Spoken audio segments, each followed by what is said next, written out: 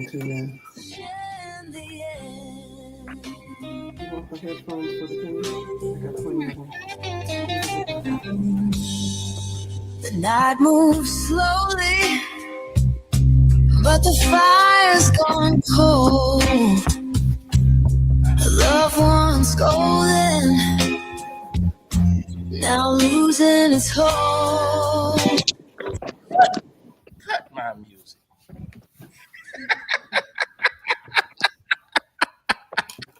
I love it when I do that. Good afternoon, everyone. Good afternoon. It is a Studio W Sports page brought to you by J&J.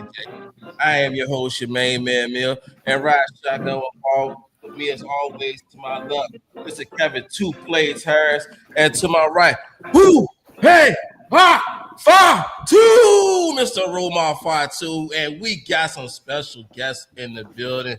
We got Mr. Miak himself, Mr. James Sparrow in the building, y'all. Thank you so much for joining us. And also the legendary two-time NBA champion joining with us. It is a pleasure and an honor to spend the afternoon with us, Mr. Bob McAdoo. Thank you, gentlemen. How are you guys? Boo!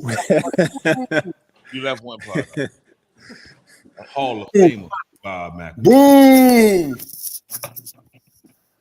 Gentlemen, how are you doing today? I'm doing fine. How you doing, Mr. McAdoo? I'm doing great. I'm upright and I'm alive. I'm happy and everything's great. It's a pleasure to meet you in the interview. Yes, it is. And also, we got the boxing guru joining us, Mr. Mark Daniels. Mark, how you doing, sir? I'm doing great. Blessed to be on the show today. This is a monumental day for me. Yes, thank you. Yes, thank you so much. Now, Mr. Sparrow, Mr. McAdoo, you are honored guests. We are here to let you guys cook a little bit. We got some questions for you. I'm gonna pass the mic around. We got some questions we just love to just ask you guys about, about anything, mainly basketball, but mainly anything. We get off the rails sometimes here. Well, more times than often. So we're gonna have a lot of fun.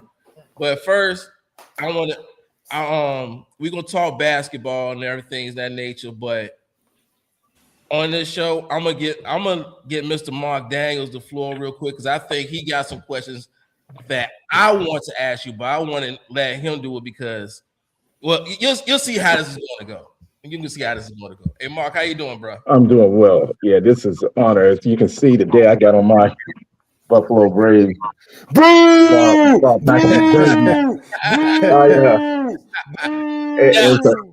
Yes. I mean, this is truly an honor. I can remember, as a little kid growing up, and that was the man I knew. I'd sat, and back then we didn't have the cable like they have it now. So, I would get the newspaper from my grandma every morning. I remember I actually got in paddling behind it because I got the sports page, went to school. I'm sneaking in and reading this article. I'm trying to see what Bob McAdoo did. Yeah. Teacher asked me to read something. I was totally lost. I'm like, oh man, I'm in trouble. Got a paddling, sent home a note to my mom saying this young man think he's Bob McAdoo. He read on him every day, the whole 9 yards. My mom looked at it and she said, was it worth getting that paddling? I said, yeah, as long as I could see what he did last night. Yeah, it was worth it. She said, I don't know. She said, I don't know what your dad gonna say when he get home. My dad got home, told my mom. My dad said, well, I ain't gonna lie, that's a bad man. And it's truly an honor. I follow you since I was 8 years old. Now I can remember the Buffalo Braves team. Thank you. When you guys had Kenny Charles and Jim McMillan. Jack Ramsey was your coach. You had a lot of people don't give this man a lot of credit, but he was great. Randy Smith. Yeah. I remember he even had a song about you one time. Oh yeah. And, I remember. Then when you arrived out in LA and that was the pinnacle. I've been a Lakers fan forever, but that was the pinnacle for me in 1982. You guys beat Philadelphia. You played a pivotal role in that first title. Yeah. And I can remember my mom saying, "I know you happy they won, but I know you more excited Bob McAdoo got a ring." And I'm gonna be Yep. honest, Yep. this was the first jersey as far as collecting jerseys that I'd ever had. And Yeah. I mean, Boo! I mean, Boo! so for me, it's just an honor being able to actually be on this platform with you. I'm still a little lost for words. I know everybody else got questions, but I definitely had to give a shout out to you and let you know how Thank you. prominent, as a young man you were in my life. Thank you. Thank you. When it Thank you. came I'm to glad this. I made it. Glad I made an impact. Glad Oh, I made an impact. you definitely did. Yeah.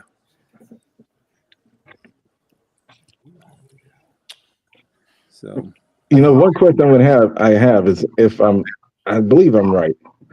I know you went to University of North Carolina, but you were also, as I recall, you were the first player to come out of University of North Carolina and declare for the NBA draft early. Am I correct yeah, you're correct.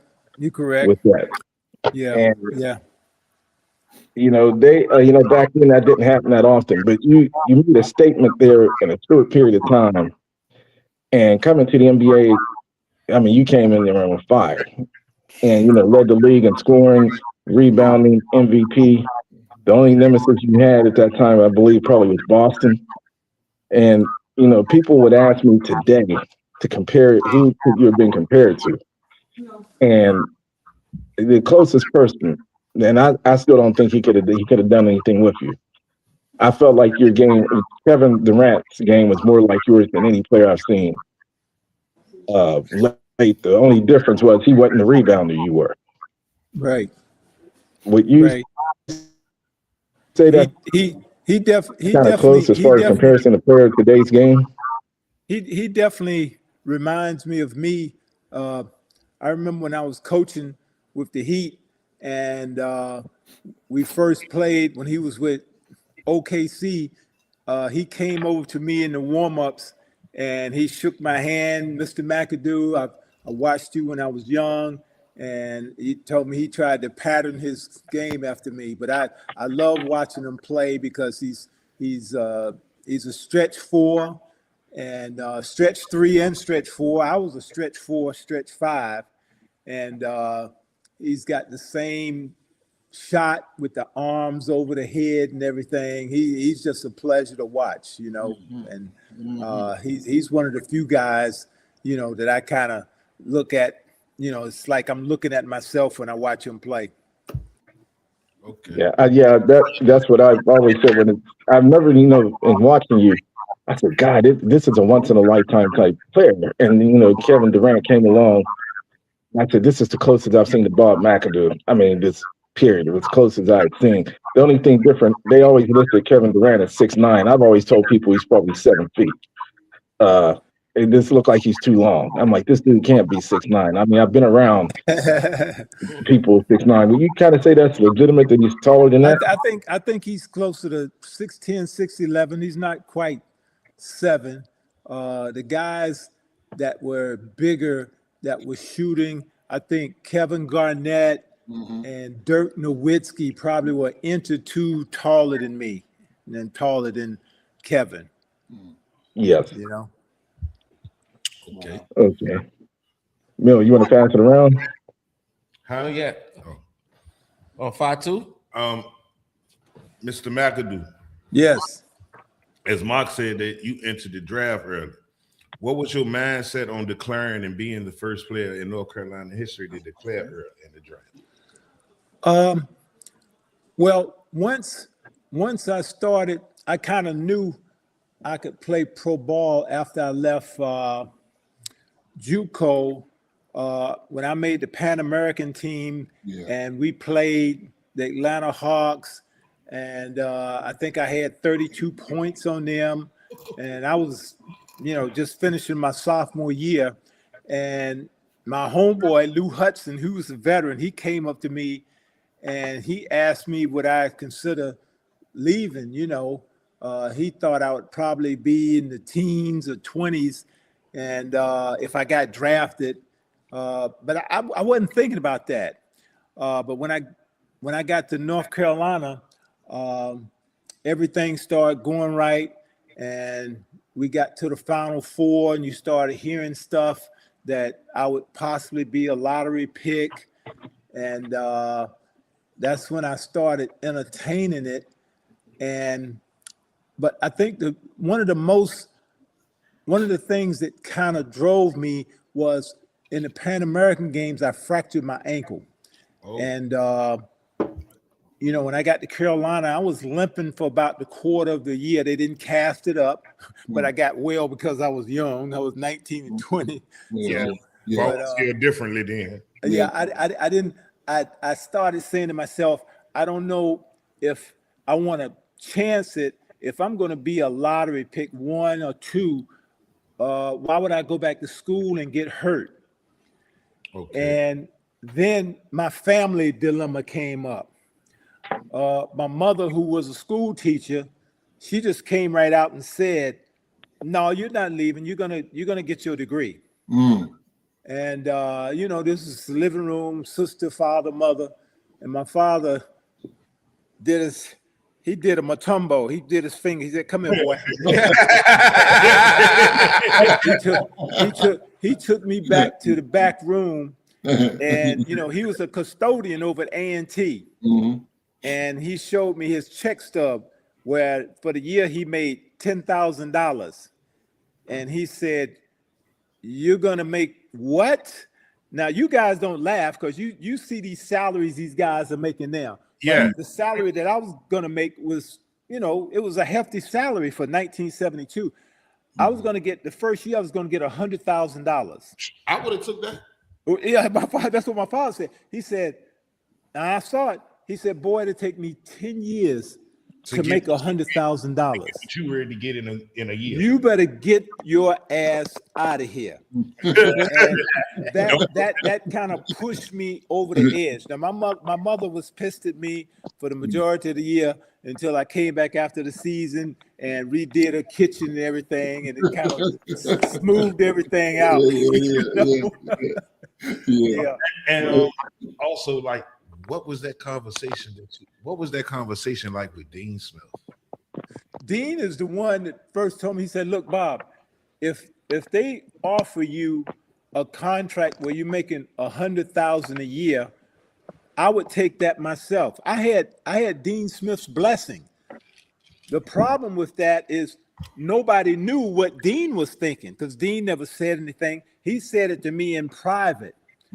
And believe me, once I made my decision that I wasn't going back to North Carolina, let me tell you, I caught hell for that. Yeah. But I tell you what, I smoothed the way for James Worthy, Michael Jordan, all these guys that came after me. Exactly. Because they didn't catch the hell. When you're the first one, you always catch hell. I didn't even know if I was even going to be able to go back to the state of North Carolina, the summertime, because people were so pissed I left because I was one of probably 3. I think Howard Porter, Jim McDaniels, those guys left early.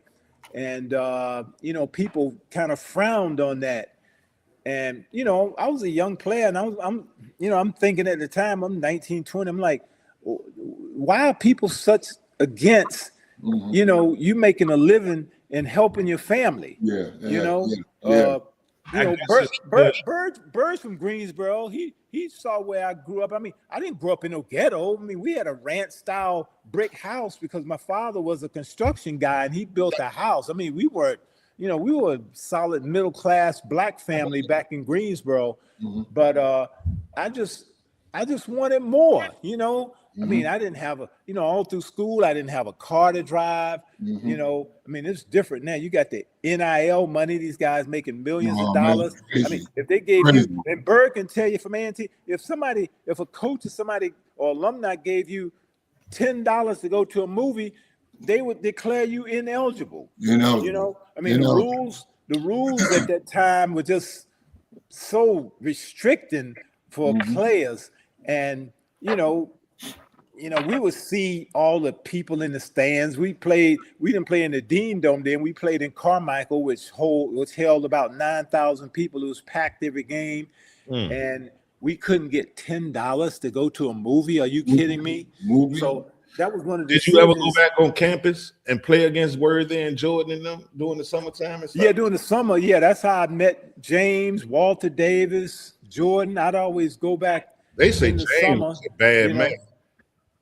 Yeah, I'd go back in the summer and play against these guys. And Was Sam Perkins really like that? what's that? Was Sam Perkins like that? Like what? Was he a night? Because he was a baller at North Carolina too. Yeah, he was. You know, he wasn't on the level of Walter Davis and Jordan and myself. I was But you know, he was. You know, he was long, lean, could shoot from the outside.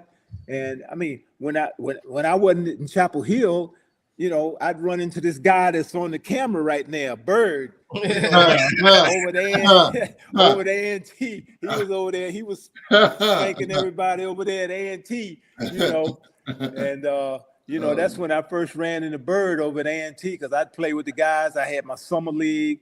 We'd be down at Bimbo Park. We'd be over at A&T. We played at various places, you know, in Greensboro. That's how, you know, basketball is a small community. You just run into everybody, you know. Yeah. 2 plates. Yeah. All right, so out of, like I said, we looking at the teams that you play for. I remember back in the day, man, when I watched you growing up, when the games used to come on Channel 6 back in CBS. When you played with the Lakers, the Pistons, Sixers, I remember you mostly as a Laker, you know, because I was like a Laker fan growing up. Yeah.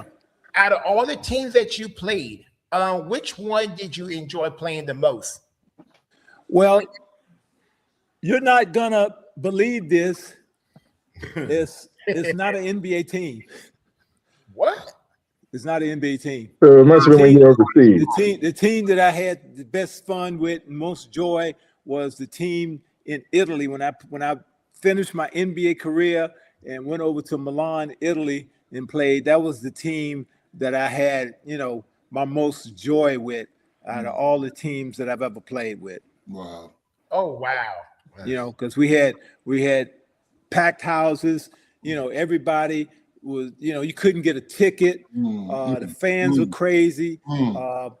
Because we were the Italian champs. We played in the EuroLeague championship, so I got to travel in other countries in Europe.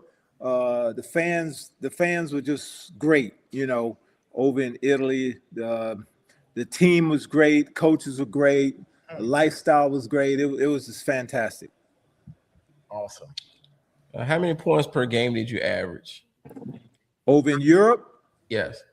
I went from 26, and 1 year I led the league. Matter of fact, I was at my oldest. I was at 40, and I was averaging 30 a game. What?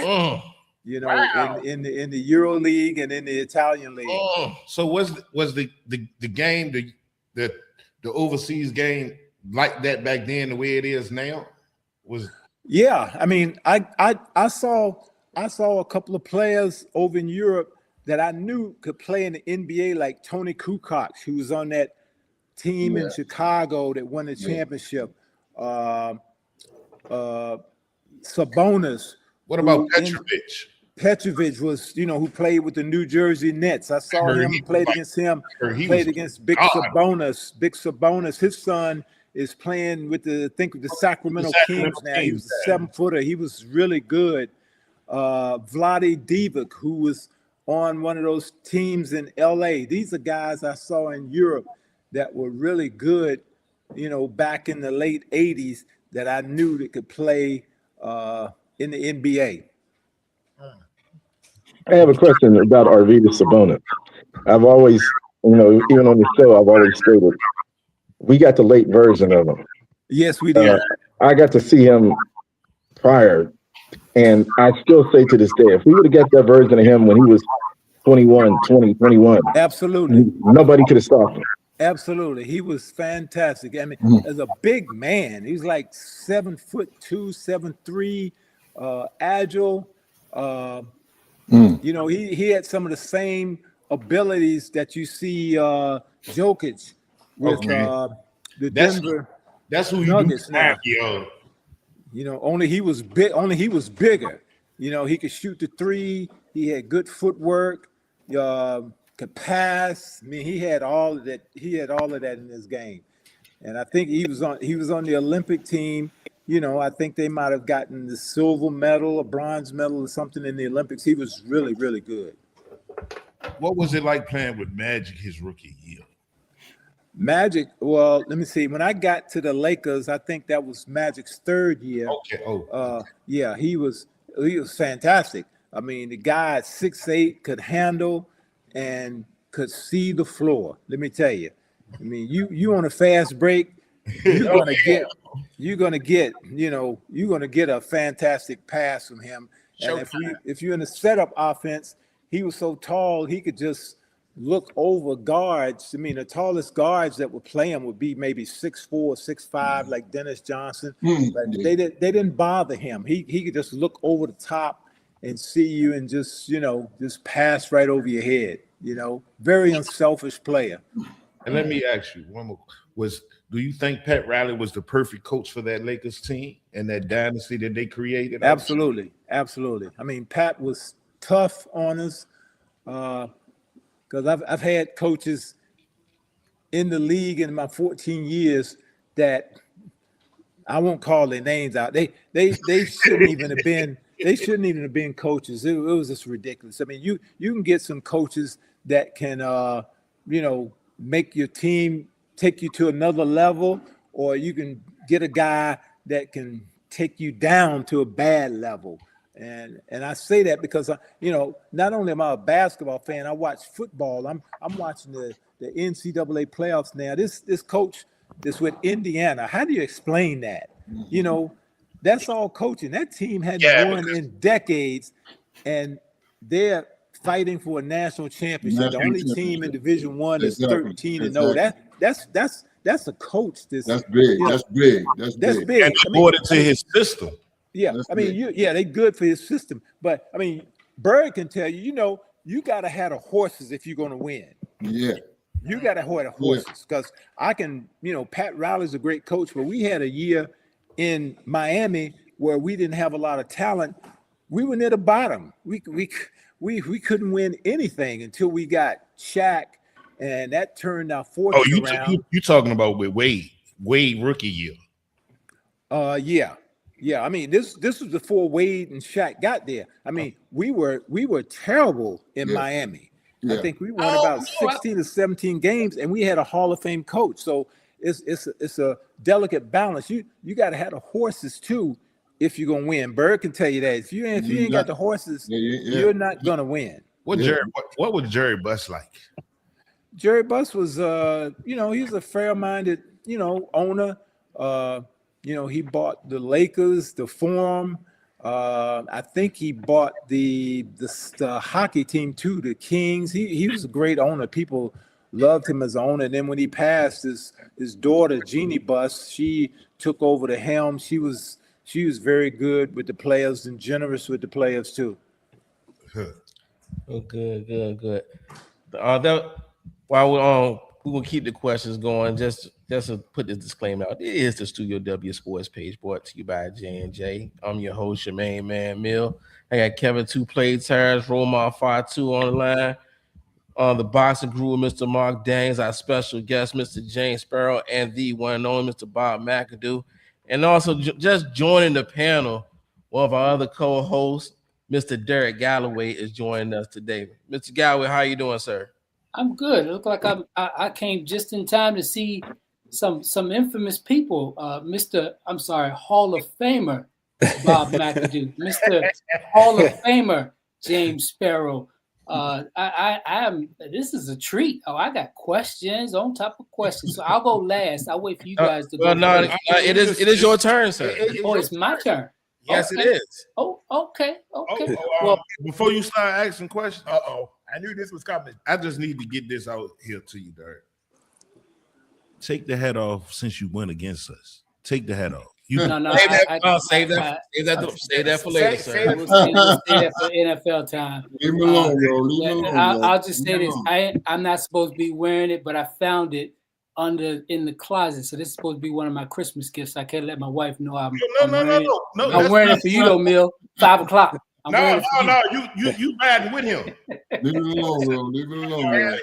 Not now. Derek, it's your turn with the floor. It's your turn with the questions. Okay. Go ahead. All right, Mr. McAdoo, it is a pleasure to meet you, sir, and to ask you questions. I appreciate you and Mr. Sparrow making time of your day for us to be privileged to do this. So thank you so much. My pleasure too. My pleasure too. My brother. I have a couple of questions for you guys. I guess first for Mr. McAdoo. Oh gosh, I got put on the spot here. Okay.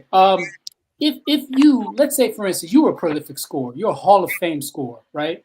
Mm-hmm.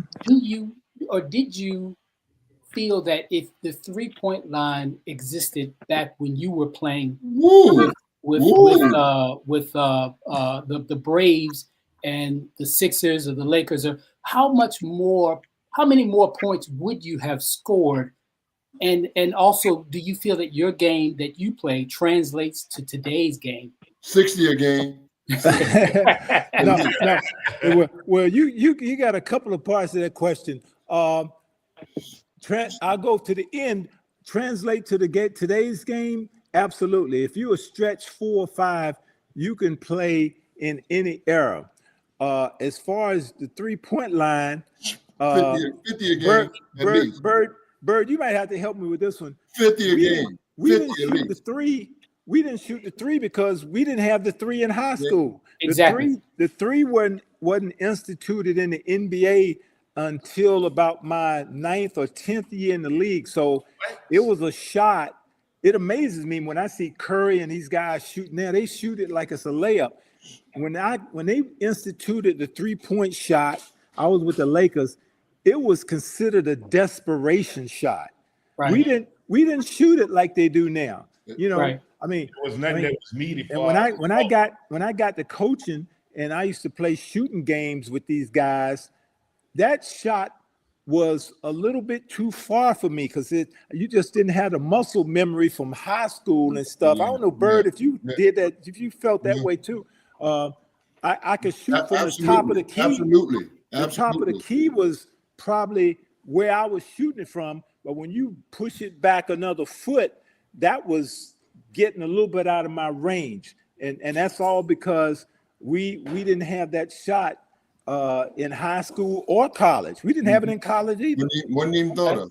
Yeah. Well, thank you for asking. I have 2 more questions, and these will be quick. These are layup questions for you. 2 quick questions for you.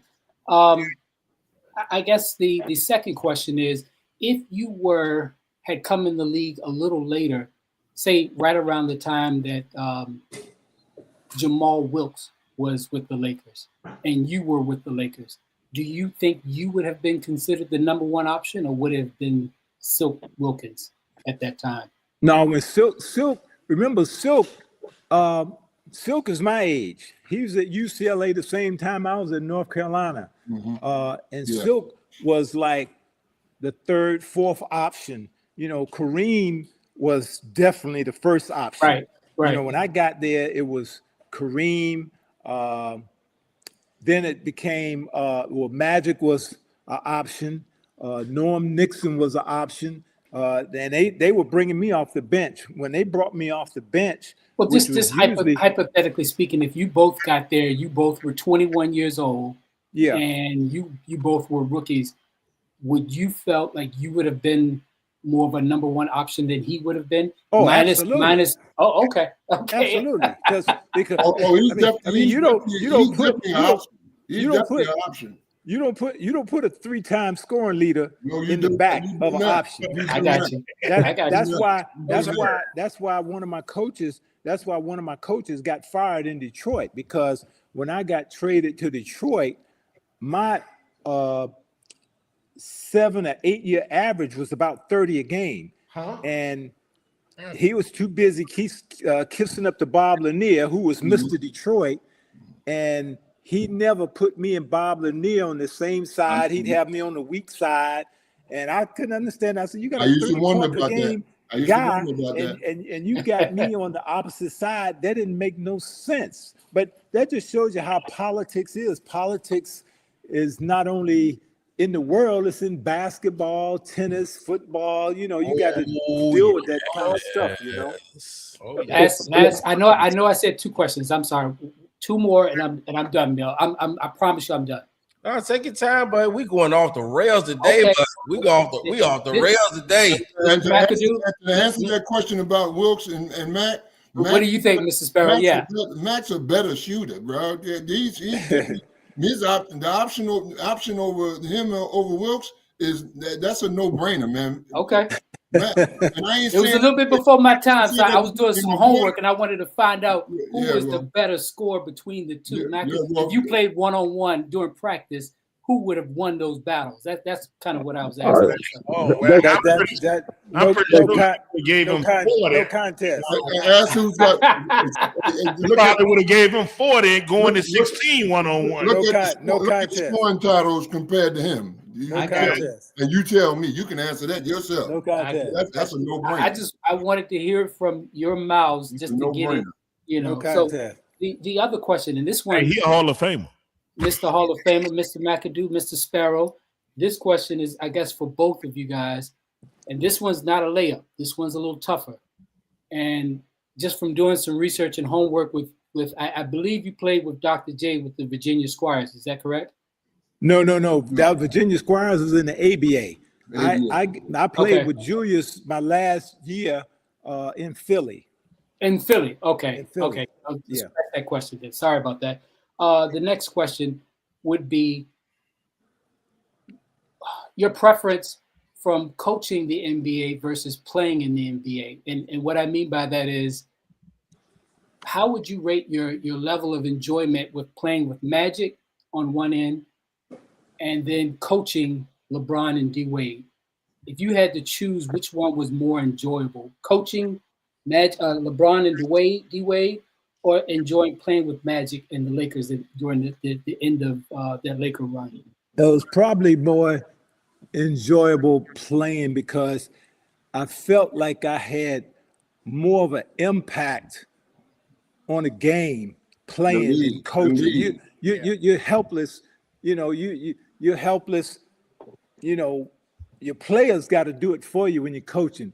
When you out there on the court, you know, you feel like you've got, you know, some juice on what happens in the game, you know, depending on how you playing, you know.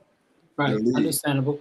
Understand. I asked that because I know both of those runs, the one with the Lakers when Showtime was going on, and then with the Heatles, you know, with the Miami Heat, both of those were great runs. So I just wanted to find out from your perspective, which one was more, you know, enjoyable from your end.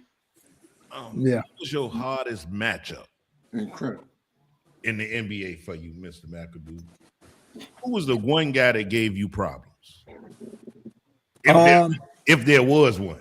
No, I got better. I didn't have too many guys. Bobby Jones, me and Bobby Jones, we had played against each other since high school. He was, you know, Bobby is a 9-time all defensive player. And that's my guy. Oh, he knew your game. Yeah, he kind of knew my game.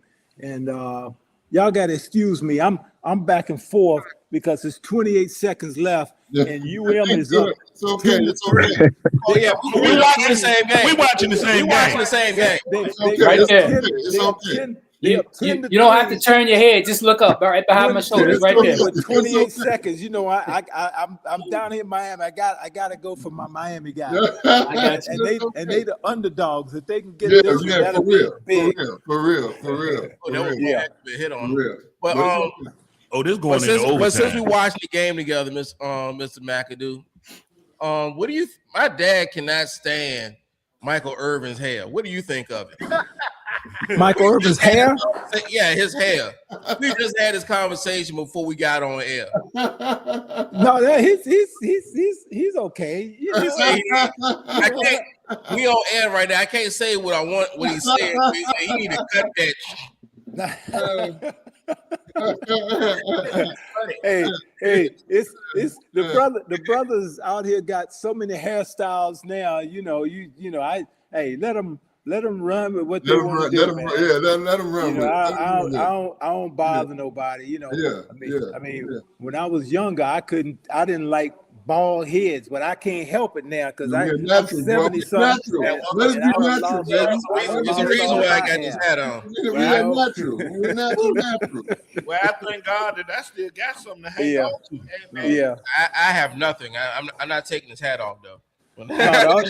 The only thing I kind of squint at is when I see guys that's got the tattoos all over their neck Nick, and That's a all little over their overkill. arms, you know, and especially if you see a beautiful woman and she's got tattoos all over the place. Oh my God! It's Interception. that just turns me off for some reason. yeah. Yeah. I'm from you see I'm like ancient. I'm like Jurassic Park to you Yeah, guys. When We we saw tattoos, we thought that was a redneck Yeah, or a man. motorcycle guy. Yeah. We just Hells Angels. didn't do Yeah, that. And yeah. you know, I'm closer to the Gang plantation than most of you guys. And you Yeah. guys don't know about the branding of slaves and all that. These young kids, they don't know that. That Yeah. kind of turns me off a little bit. So, You know, I mean, if you got a small one and it's done tastefully, okay. But when they got it all over their stuff, When it's all over their ridiculous, arms, all over their legs, 1,000%, Mr. McAdoo. 1,000%. all Mr. McAdoo, I messed up on my question earlier. I said Dr. J. I didn't look down and read what I wrote down. I meant to say George Gervin. I understood you played with George Gervin in the NBA. Is that correct? I played against George. Against George. Yeah, I played against. So I guess what, in your opinion, when you went up against those teams like the Kentucky Colonels, what was the toughest reason or one of the reasons why they kept winning that ABA championship? Was it because of artists or was it something else? Or They had a great team. Artists. They had a great team. Artists, They had horses. They had horses. I can't believe Miami just went into Texas and beat them. And beat. and they just that's tough to do. That is big. That is big. What do you say? I mean, you can clap this week. You won't be clapping next week. That is big. Well, who's the matchup next week? Yes. Yes. Somebody that Miami don't want to probably see. Yes. now just so happens that I have a George Gervin All-Star jersey on. Oh, okay. Yeah, Let me 44. tell you, George. They traded me that year that I was going for my fourth scoring championship, and that was George's first scoring championship in the NBA. So I kind of hated that they didn't keep me in Buffalo because Buffalo were my guys and they were always looking for me. It's just when I look back, I said, man, that was. I fell in love with this bum when he was at Buffalo. That's when I fell in love. That's when I fell in love with him. Was that finger roll really like that? When he's that finger. Hey, what we used to get on Kareem because he'd have Kareem almost jumping out of his skin, trying his best to block that finger roll. He never could get it. You can't get it. As a prolific scorer for yourself, from listening to some of your answers, you telling me that you were a better scorer than this person, or you would have done this if the three-point line existed. Do you feel, with so many players today being three-level scorers, do you feel you would have been one of the, in today's game, you would have been one of the ones that's like a Durant or Carmelo that's a consistent three-level scorer, inside, mid-range, three-point shooter? Absolutely. Absolutely. Okay. I'll answer that for sure. I'll answer that. Okay. No, I'm sorry. That question was for both of you guys. I'm sorry. I'll answer that for sure. For sure. Okay. Yeah, All right. it's like I had a mindset because I played center most of my career in Buffalo. I was quicker than all the 6'11", 7-footers.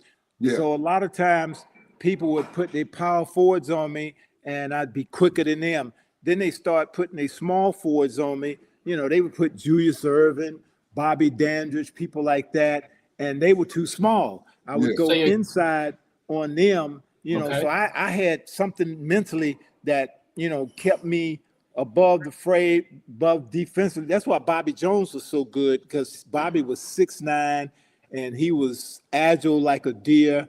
And we knew each other from playing in high school and we played in North Carolina together too. But I still, I gave him a tough road. It was always 30 plus points, but he made me really work for those 30.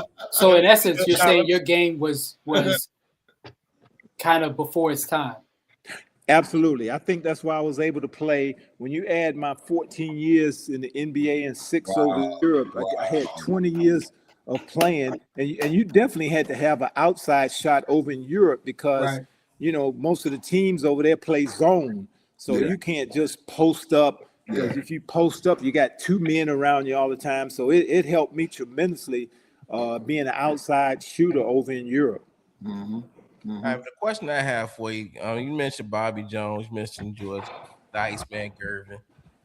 I want to know from the Hall of Fame himself, who was that one guy that really got you, that gave you that, that welcome to the big time, that lets you know that the difference between the college and the pros. Who was that one guy that got you? Just like Jake Paul last night. He got his welcome to the big time moment last night. We're gonna talk about that later.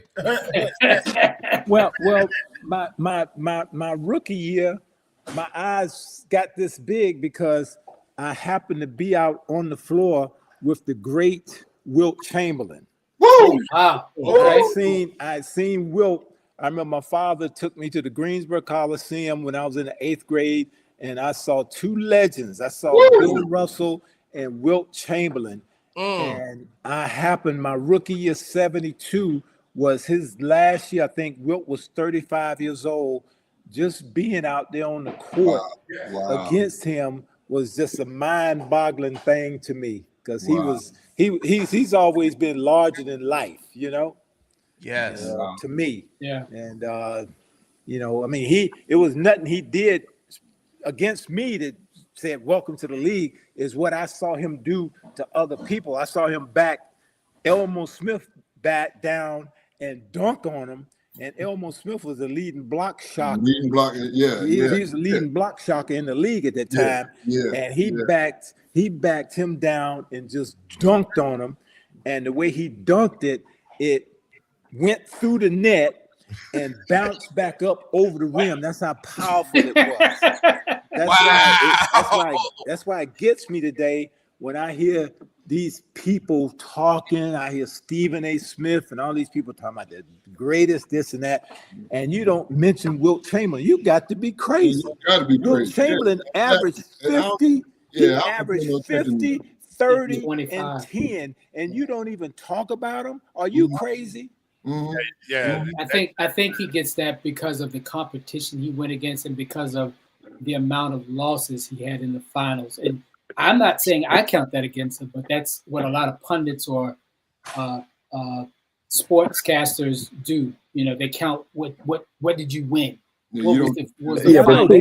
know they try to say, you're not great this and that if you don't have a championship. I don't agree with that. You're going to tell me Patrick Ewing, Barkley, Charles Barkley, Malone that was in Utah. You're going to tell me these not great players? Those guys don't have championships on their resume. You can't say it. You can't say that. Since we're talking about great players without championships, what are your thoughts on the Chris Paul situation? That was not a good look, I think, for the Clippers. You give the guy, let him retire, with dignity and grace. That would just put him on waivers like that. And but I don't know the financial situation. You know how it gets, when people trying to dump contracts and stuff. I don't know behind the scenes. But isn't that like a move you would do for like a player that's going to the G League though? To just cut him? Yeah, well, just put him on waivers? But send them down to the gym league or send them to the waivers in the midnight hour like that. Isn't that that was not a classy thing to do. Okay. But I mean, we don't have to talk politics, but you see all the classless stuff that's just happening in America now. You know, I mean, Right. we've seen it all. You know, anything can happen I in read sports. You know what I'm saying? I seen some where they was talking about it. Like he was having problems. Like he would try to coach the players on court, and Ty Lue ain't like that. It was a lot. It was a lot of. I think it was more suggestions, not changing the plays or anything like that. Still, you know, I think Jeff Van Gundy was the one who got upset about it, took umbrage with it, and yeah, you gotta kind of chill. You know, we have no say so in where we go. You know, as players. I mean, you know, for what I did in Buffalo, if I was in the league now, I probably would have retired in Buffalo, which is now the Clippers now. But you know, they were shipping me around to different teams. I had no say so in that matter.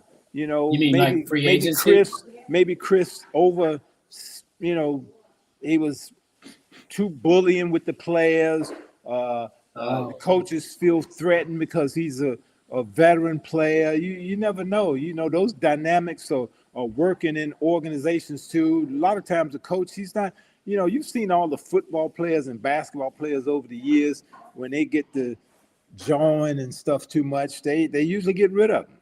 Yeah. Here's a question for you, since we're talking about coaching. You've seen Wilt Chamberlain up close and personal, and this is for Mr. Sparrow, you as well. You've seen Wilt Chamberlain up close and personal, and you've actually coached Shaq up close and personal. Mm-hmm. If those two had met up in their prime, would Shaq have had his way with the Hall of Famer, Mr. Chamberlain, or would it have been the other way around? What would be your opinions, both of you? It's hard to say. Both of them were physical specimens. Yeah. You know, physically. You know, I mean, it might have been a draw. You never know. You know, but Wilt during his time, you know, is what I want to say. A lot of people say, well, Wilt didn't play against the competition. Well, Wilt had to play against Bill Russell 8 times. Wilt had to play against Zelmo Beatty, Nate Thurman. He played against some great centers, you know, and they didn't play each other, you know, East Coast, West Coast. You play them 1-2 times. I mean, he had to play these guys several times because you didn't have 30 teams in the league now.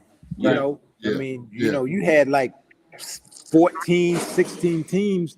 You know, this is what people are not putting in the equation either. You know, you got a lot of players out there now that would not have even made the NBA back in the 60s and 70s because they didn't have all these teams. You got a couple of guys. You know, me and Bird, we talk junk. You know, you got junk in the league now. I mean, Bird, and I can say this: if Bird was playing at A&T now with 30 teams, he'd have been on somebody's team in this NBA. You know, you had 8 and 9 good players on teams in the 60s and the 70s. But you know, these guys, they don't know that. They don't know that. They're looking at stuff now. You know, it's totally different. Do you think the league is all about chasing a ring and stuff now, or just getting a big paycheck and not really being worth the money that they're giving you? You know, me and Michael Cooper had a conversation on this on his podcast, and we had different opinions on this. He thought winning a championship was the major thing, and I said, I think guys like Jason Tatum and Brown with Boston with their $300 million contracts. I said, you wait. See, you haven't got to 60 and 70 years old like me, okay? Nobody remembers championship teams. But if your bank account is still rolling, you ain't got to depend on nobody when you're 60 and 70 years old. The bottom line, you know, that's why I used to get on players that wanted to play they were going to do everything, play in the NBA, go to the G League, make $20,000, $30,000, $40,000. I said, are you crazy? I said, man, go overseas and make $200,000 or $300,000. You want to get the optimum out of your body, financial wise. That was my mentality over Cooper. Cooper started the championship, but my thing is, people forget you. They forget the championship team. Like we just talking about it. People don't talk about Wilt Chamberlain and Bill Russell anymore. Bill Russell got 10 championships. They might bring his name up once in a while, but if you got, you look at guys like Curry, LeBron, Durant, all these guys, they ain't got to worry when, those guys got championships, but go to Malone. When it's all said and done, they ain't got to worry about it. They ain't got to be begging nobody for a livelihood and stuff like that. Because you don't want to be an old, broke down black man in this world. You don't want to do it. So with that said, Mr. McAdoo, do you believe that you could coach a team full of these younger players that are just jacking 3-pointers up all the time? Could you handle something like that, where the mentality of these kids that don't play defense, or it would be tough. It would be tough for me because I grew up in a different time period. I had different, hard-nosed coaches and stuff. These guys, they don't follow the rules. A lot of them, got all their posse with them and stuff. I don't know if I could deal. I don't know if I could deal with that. And then on top of it, they making. You got somebody making $25 to $50 million. How you gonna coach that? That's exactly why I'm asking you that, because the follow-up question to that is, go ahead, Mr. Sparrow. They're uncontrollable right now, man. Yeah. Perfect example, Ja Morant.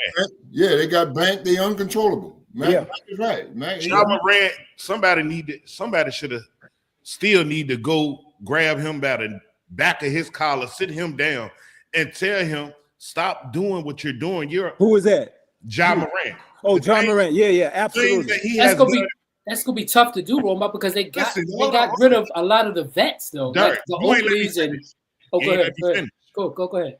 Somebody need to really sit there, grab him up, and tell him, and make him listen.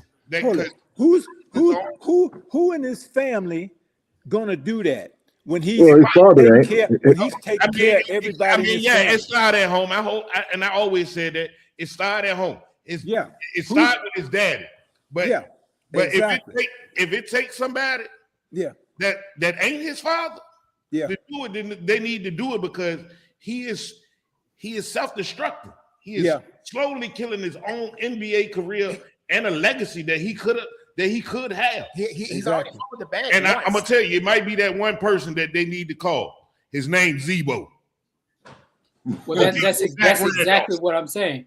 They don't have those no more in the NBA. Those old grizzled veterans like Oakley or Mason or Debo, those veterans, they kind of phase those guys out. Still deals with that organization.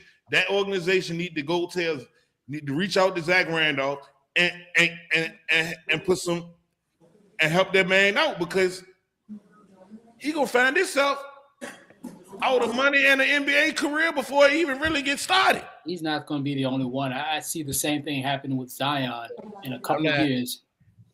I'm not disagreeing with you, Roma, but all I'm gonna say to this is, I've lived in South Carolina. They don't know no better. They just don't. I'm sorry.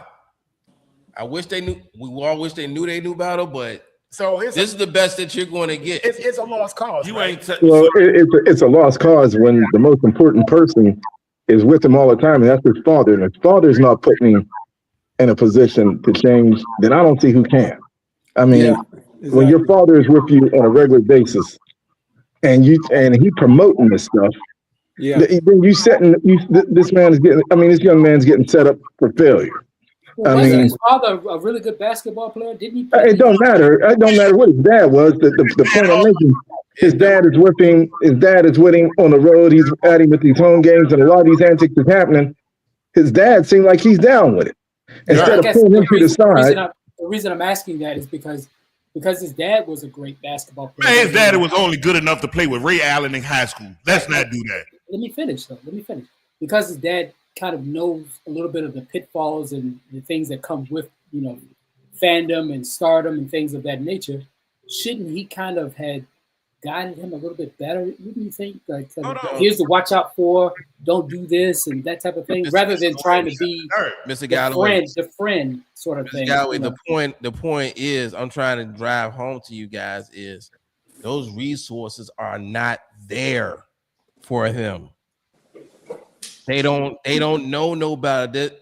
What you're saying is spot on, but that type of person don't exist inside where he's from. You're preaching to the choir at this point. Well, it doesn't have to be where he's from. It should be within the organization. Hold on, what I'm saying. What fandom that is that? The organization can only do. They don't look out for him, but for so much, they're only gonna look out for them for their best interest, not for his. If he's the star on the team, you would think that they would do the best that they can to try to guide him. They can. It's just not enough. I got a question for Mr. Gavin. Go for it. Where in your research T. Morant was ever famous before his son was famous? No, you back on that. Okay, so his daddy could not teach him about being in that type of a profile lifestyle of being famous or anything, because the closest thing that he ever had was to being famous was him playing with Ray Allen in high school. After that, you didn't know who he was until he had a son. But the thing with that goes this: when you're a father raising your child, at least in my house, as a man, you need to know how to raise a young man. And he knows what's right, he knows what's wrong. That doesn't come with ignorance or anything. That comes with knowing as a man. That's kind of where I was going. And the problem is this, and what these what they don't realize is this. Yeah, so that's the difference between the new generation and the old generation. Right? Yeah.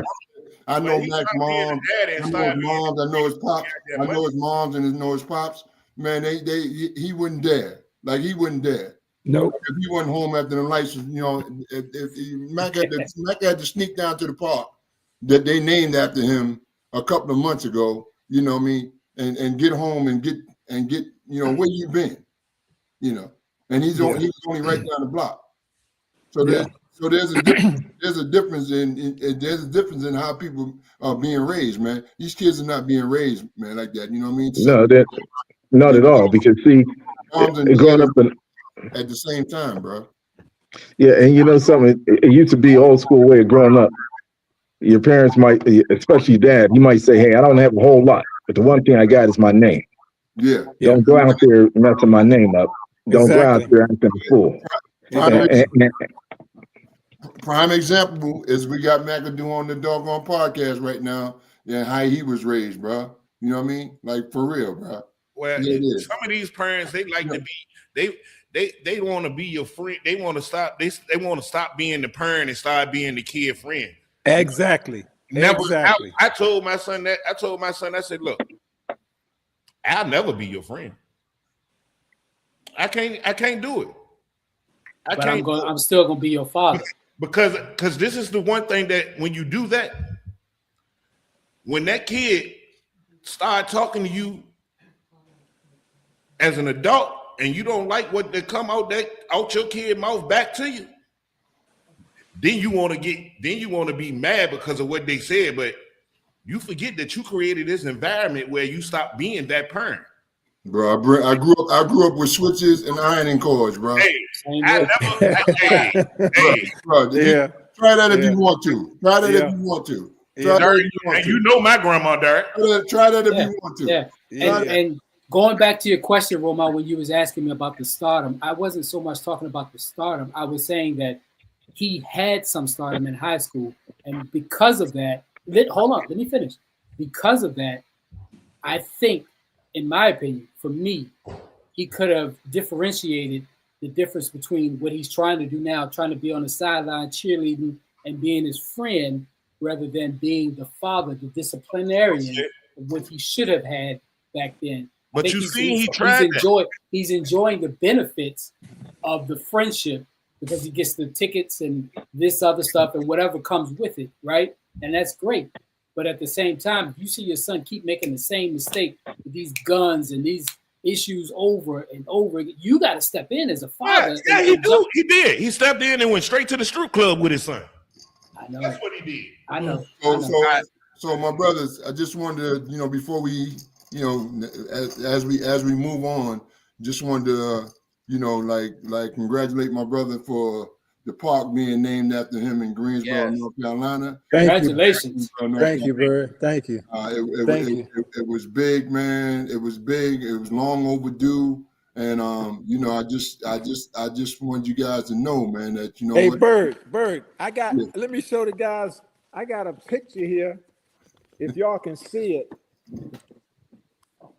There's a picture of the park. Oh, nice. Can you see it? Legacy. Is that a picture of you on the court? That's me on the court. That's nice. That's him, bro.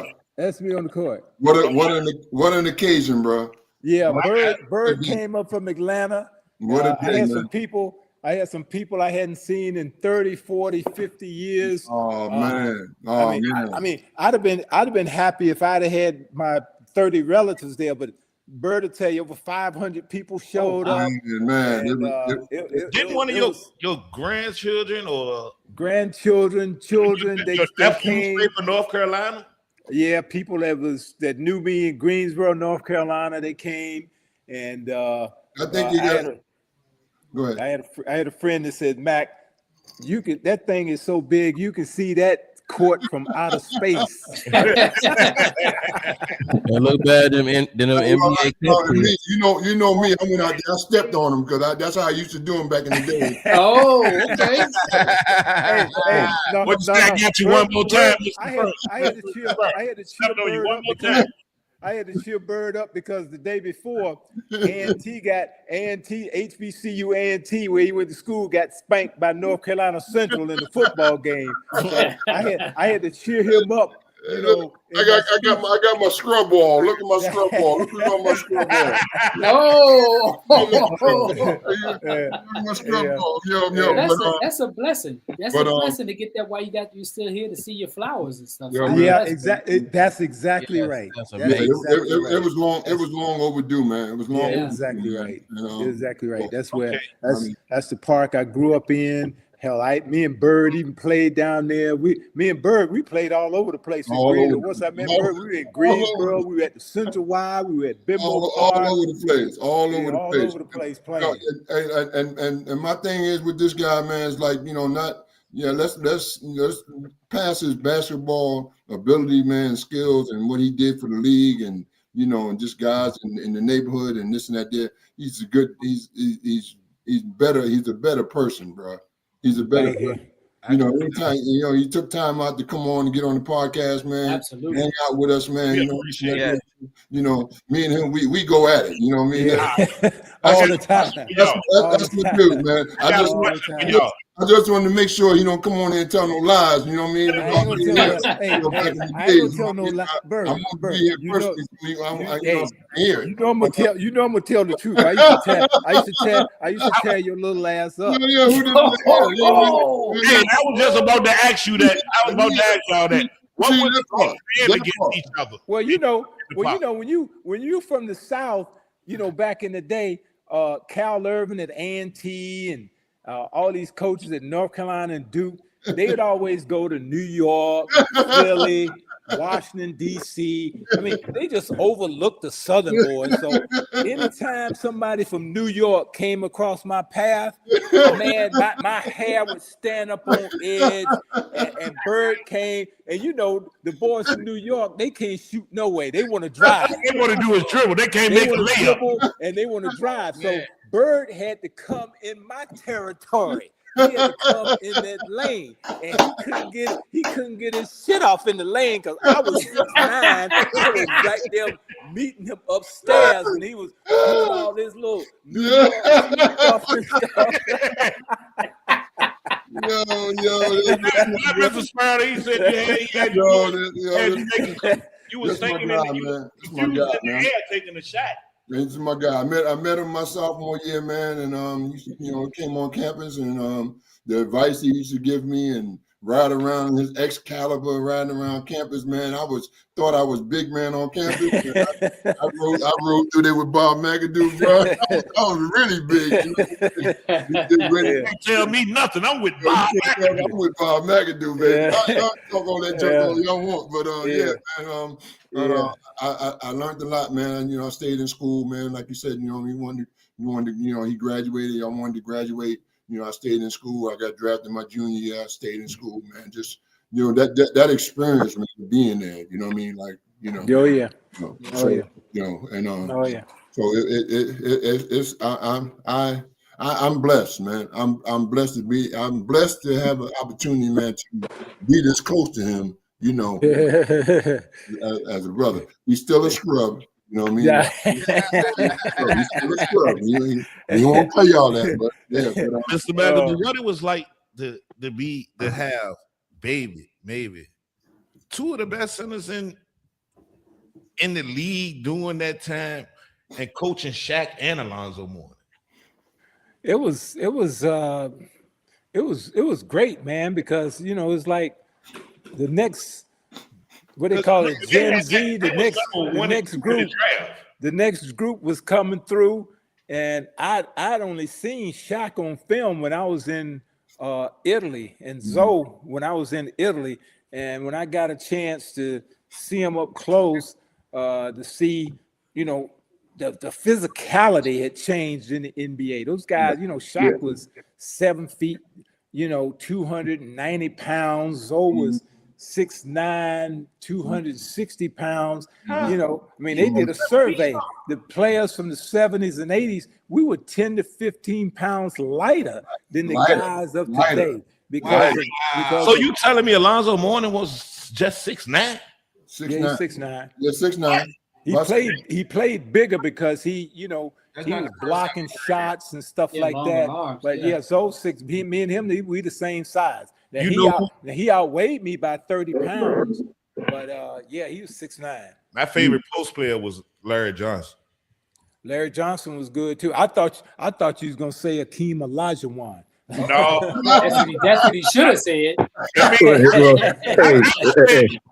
made me, Larry Johnson and me, that who made me want to play in the post. It was just how he played in the post made me, when I got a little bit of size on me, I was like, oh yeah, I can go downhill. Let me ask you, how did you feel when it came to playing against a guy like Moses Malone? Oh yeah. Oh man, let me tell you, I used to when we used to go to Philly and he used to come to LA.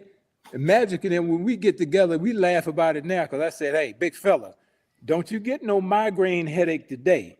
A couple of times he had migraines when we were getting ready to play Moses, and then I'd have to guard him. Yeah. I said, not today, Cap. Not today. Don't get no migraine today. You got to play that boy. Hey, Moses was the real deal. Yeah. All right, guys, it's 4:00. We got to segue into but Mr. McAdoo. Yeah. Pleasure and honor. It's been a ride so far. The fun's not over. Okay. The fun is not over. No, not by a long shot. But it's 4:00 right now, and we got to segue into our NFL picks because we got a game coming up at 5:00. Okay. So we gotta get these games out the way so when we want to hear your picks too. The party can keep going. You see what I'm saying? Mm-hmm. I hear you. Yes, sir. Plus, I got a little something at the end, but Mr. Two Plates, if you will, sir. Oh, you want to go down with the slate of games, right? Yes, we are into our NFL picks. All right, so here we go. Week 16, right? 16. Wow. We are almost at the end. So we starting with today's games. Eagles at Commanders. Now, like I said, us four, we already know what we're saying. I got Commanders, Mills got Eagles, Romo's got Commanders, WB's got the Eagles, and Mr. Galloway also got the Eagles. Now, hold on. Mr. Sparrow, stop. You're not flying nowhere today. Hold on. Mr. McAdoo. Yes. What's your favorite NFL team? Buffalo Bills. Ooh, of course he's gonna say Buffalo. Of course I'm gonna say Buffalo. Buffalo Bills. Well, Mr. Sparrow, you shouldn't be trying to fly nowhere. Leave me alone, bro. You won't get enough wind under your wings. My man. I know Mac is number one over you, but you my man though. You still my guy, man. But I don't like the Eagles, so I gotta come for you. My closest friends. I'm sitting in between two Washington Commanders fans. Each and every week. Now, Mr. McAdoo, you did see that guy with a Washington hat on earlier. Yeah, I saw them. They haven't been good since. They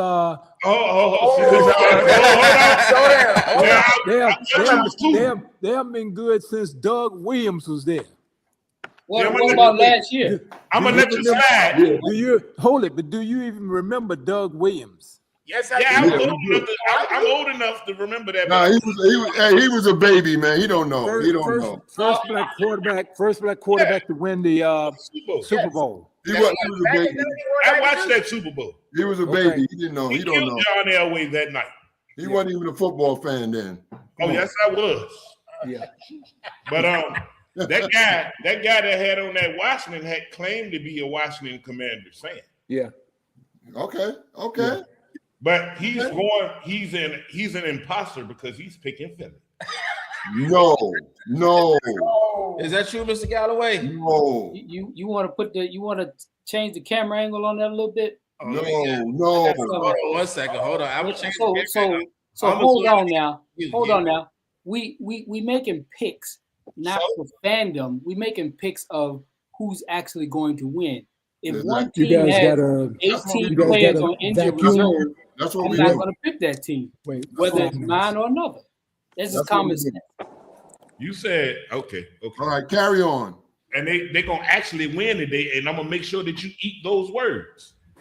You make me do that, please. Just like, hold on, I did it before. Roma, you gotta be quiet. You're getting dragged this whole season. You're 13 points behind me. This guy want to come and say something because he's finally, after 3 years, finally can say that he's ahead of me in this picking league. It took him 3 years to finally say that he's ahead of me. Well, what year is it? We ain't going back 3 years. Wow. Let's deal with right now. Well, right now you in the lead, but by the end of this season, guess where you're gonna be at? Behind. Don't worry about it. Hey, Dad, you want to switch real quick? No, I'm good. Sure. And Mr. McAdoo, how long have you been a Buffalo fan? Since Jim Kelly, and since O.J. Simpson. O.J. Okay. Yeah, because he used to live right around the corner from me in Buffalo. Oh, okay. Y'all used to hang out. No, we didn't hang out, but we knew each other, you know, from our times in Buffalo together. Got it. Okay. And it gets mighty cold during the wintertime. Oh, absolutely. Yeah, absolutely. Oh man. You guys know where I stand. Yeah, but I just don't know which Washington Commanders team is going to show up. You mean the Salamanders? Whatever you want to call them. So that's not the point. So which is why that I refuse to call this. Sir. And look, which is why that I refuse to call this. It is not a trap game. Yes, it is. No, it's not. Yes, it is. I don't see because like I said, like you just said, we have a tendency of struggling in Washington. Not all the time. I don't think you're going to struggle when one team has 20 starters out. So you should be winning by 25 or more. Why that matter when Detroit had the same problem last year and still made the playoffs? Yeah. What's do that? Kevin, San Francisco got about 20 players out, and they the third best team in the NFC. The reason I say that is because Philadelphia is playing for something, a division championship, and Washington's not. That already locked up because Dallas lost to Minnesota. Dallas has no chance. I don't see an X beside Philly's name, so it's not locked up yet. It ain't locked. It ain't locked. It ain't locked. It ain't locked yet. It ain't locked yet. Speaking of lock, is Buffalo planning on winning the division? Are they gonna let New England take it? Oh, Buffalo dead in the water. They ain't gonna win that division. They beat New England. That don't mean nothing. They still 3 games behind. Well, they got a chance for the wild card, don't they? Yeah, they had the wild card. So I want to hear what Mr. McAdoo have to say about that. Well, I mean, they got the reigning MVP, Josh Allen, so he's going to be something to deal with, in the upcoming games. I mean, I'm hoping. I mean, when I look at the standings, I see they might not catch New England, but I tell you what, I don't think any of the teams is going to want to see Buffalo the first round. I agree. If you had to pick an all-time great Buffalo quarterback, who is the greatest quarterback that ever played for Buffalo, in your opinion? In my opinion, probably Josh Allen. Okay. Over Jim Kelly. Okay. I would say Jim Kelly was good, but I think Josh Allen got an MVP under his belt. I got you. And he can run too. I like the agile He's quarterbacks. physical, bro. I like the agile quarterbacks that can run with the ball. Not only is a great passer, I like Lamar Jackson from the Ravens because he can run, he can pass. I just like the modern day quarterbacks. You prefer that over Brady and Montana, and they can take a hit. Absolutely, they can take a hit. Absolutely. Okay. All right. So, what do you think about? It's going across our screen right now that I keep saying you. The Buffalo Bills just acquired Matthew Judon, signed him to the practice. Oh my God! Did they really? I didn't hear about that. It just happened. Okay. So, since it's just as hot off the press, breaking news to your W Sports page, I want to give you your first reaction off of that. Wow. To me? Yes, sir, Mr. McAdoo. This guy is he a receiver? He's a linebacker. He's a what? He's a linebacker. He's actually drafted by New England. He's pretty good. Where'd they get him from? Miami. He's bounced around the league a little bit. He was at Baltimore last year, I think. He was drafted by New England. Last year he was in Atlanta. Okay, yeah. Now, is he playing tomorrow then? I don't think he's playing tomorrow. I mean, they just signed him to the practice squad. Okay, today. well, yeah. That's a playoff push pickup. Yeah. I don't know too much about him. Yeah, I don't know too much about him. He's pretty good. He's been pretty good. I mean, he's getting a little longer too. That's a playoff push right there. Gotta be. Just in case. He's a pretty solid guy in my opinion. Okay. Yeah. Hey, did we get Mark's pick? Oh, Mark, who you got? Mark, the Eagles on Commanders. All right, we'll come back to it. We'll come back. Okay. Well, let's segue into the Bills versus Browns. Since we still got one more Saturday game. We got the Packers against the Bears. I got the Bears. I do need Mark on that one. I got Bears on it too. I need Mark's opinion on that one because I got a crossover opinion. I'll take the Packers. Right now, I got the Bears, but Roma Doomsday is not going to be back. This is a dicey game. Where is it being played? Chicago. It's being played in Chicago. Is Parsons still out? Is he still? Yeah. He's out for the year. No, he's out. Hey, Bob, who you got? The Bears. I'm going with the Green Bay game. If it's in Green Bay, I got to go with the home team.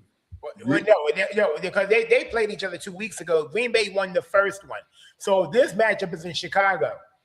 Oh, it's in Chicago. It's in Chicago. Micah Parsons is out. He tore his ACL. Yeah. He's done for the year. He's done. Adunze, is that what you said? Yeah, Roma Doomsday is out. Adunze from Chicago, he's out. Yeah, I trust Love more than I do Caleb Williams. Yeah, I'm switching, Kevin. I'm flopping. I'm sticking with the Bears. Hey, James, who you got? The Bears on the field goal. All right. I'm crossing over. I got to go with Green Bay. You going with Green Bay? Yeah, you're going down again. You know what? I think I'm gonna go with Chicago in that game. All right, I'm sticking to my guns then. I already had the Bears pinned down, but some of these I made Wednesday, so crossovers are pending. I'm gonna stick to my guns. Well, I got me one. Galloway, who you got? Oh Lord, Green Bay. He got Green. Okay. Are you going down with Romar? You know what? Yeah. Okay. I don't like you. I don't care. How this goes, Mr. McAdoo? I halfway like Galloway. Here's the thing. He doesn't care either. Romo doesn't like anybody. Hey, look, I don't like McAdoo, but I love him. You know what I mean? I love Galloway. It's kind of iffy with the WB situation. hey, they named him Can Do. I named him Can Not. Oh. So I got to get mine in while I can, because I know you know him, boy. I tell you, boy. You sound like those New York reporters, Pete Vesey and all these guys. Wow, man, I heard that reference in years. You heard That's an old school name right there. New York Post. You met young Peter Vesey. That's a low blow. Mad Dog. That's a low blow right there. That's a They low talk blow about right you there. like a dog up there in New York. The basketball magazines I used to get at the corner store all the time, man. It's like, those were light back then, man. You can check all the stats and stuff. Peter Vesey's name was all over it then. Oh yeah. Russo and Chris Mad Dog and all of them. Yeah. Yeah. Absolutely. Your favorite reporters, Mel. All right.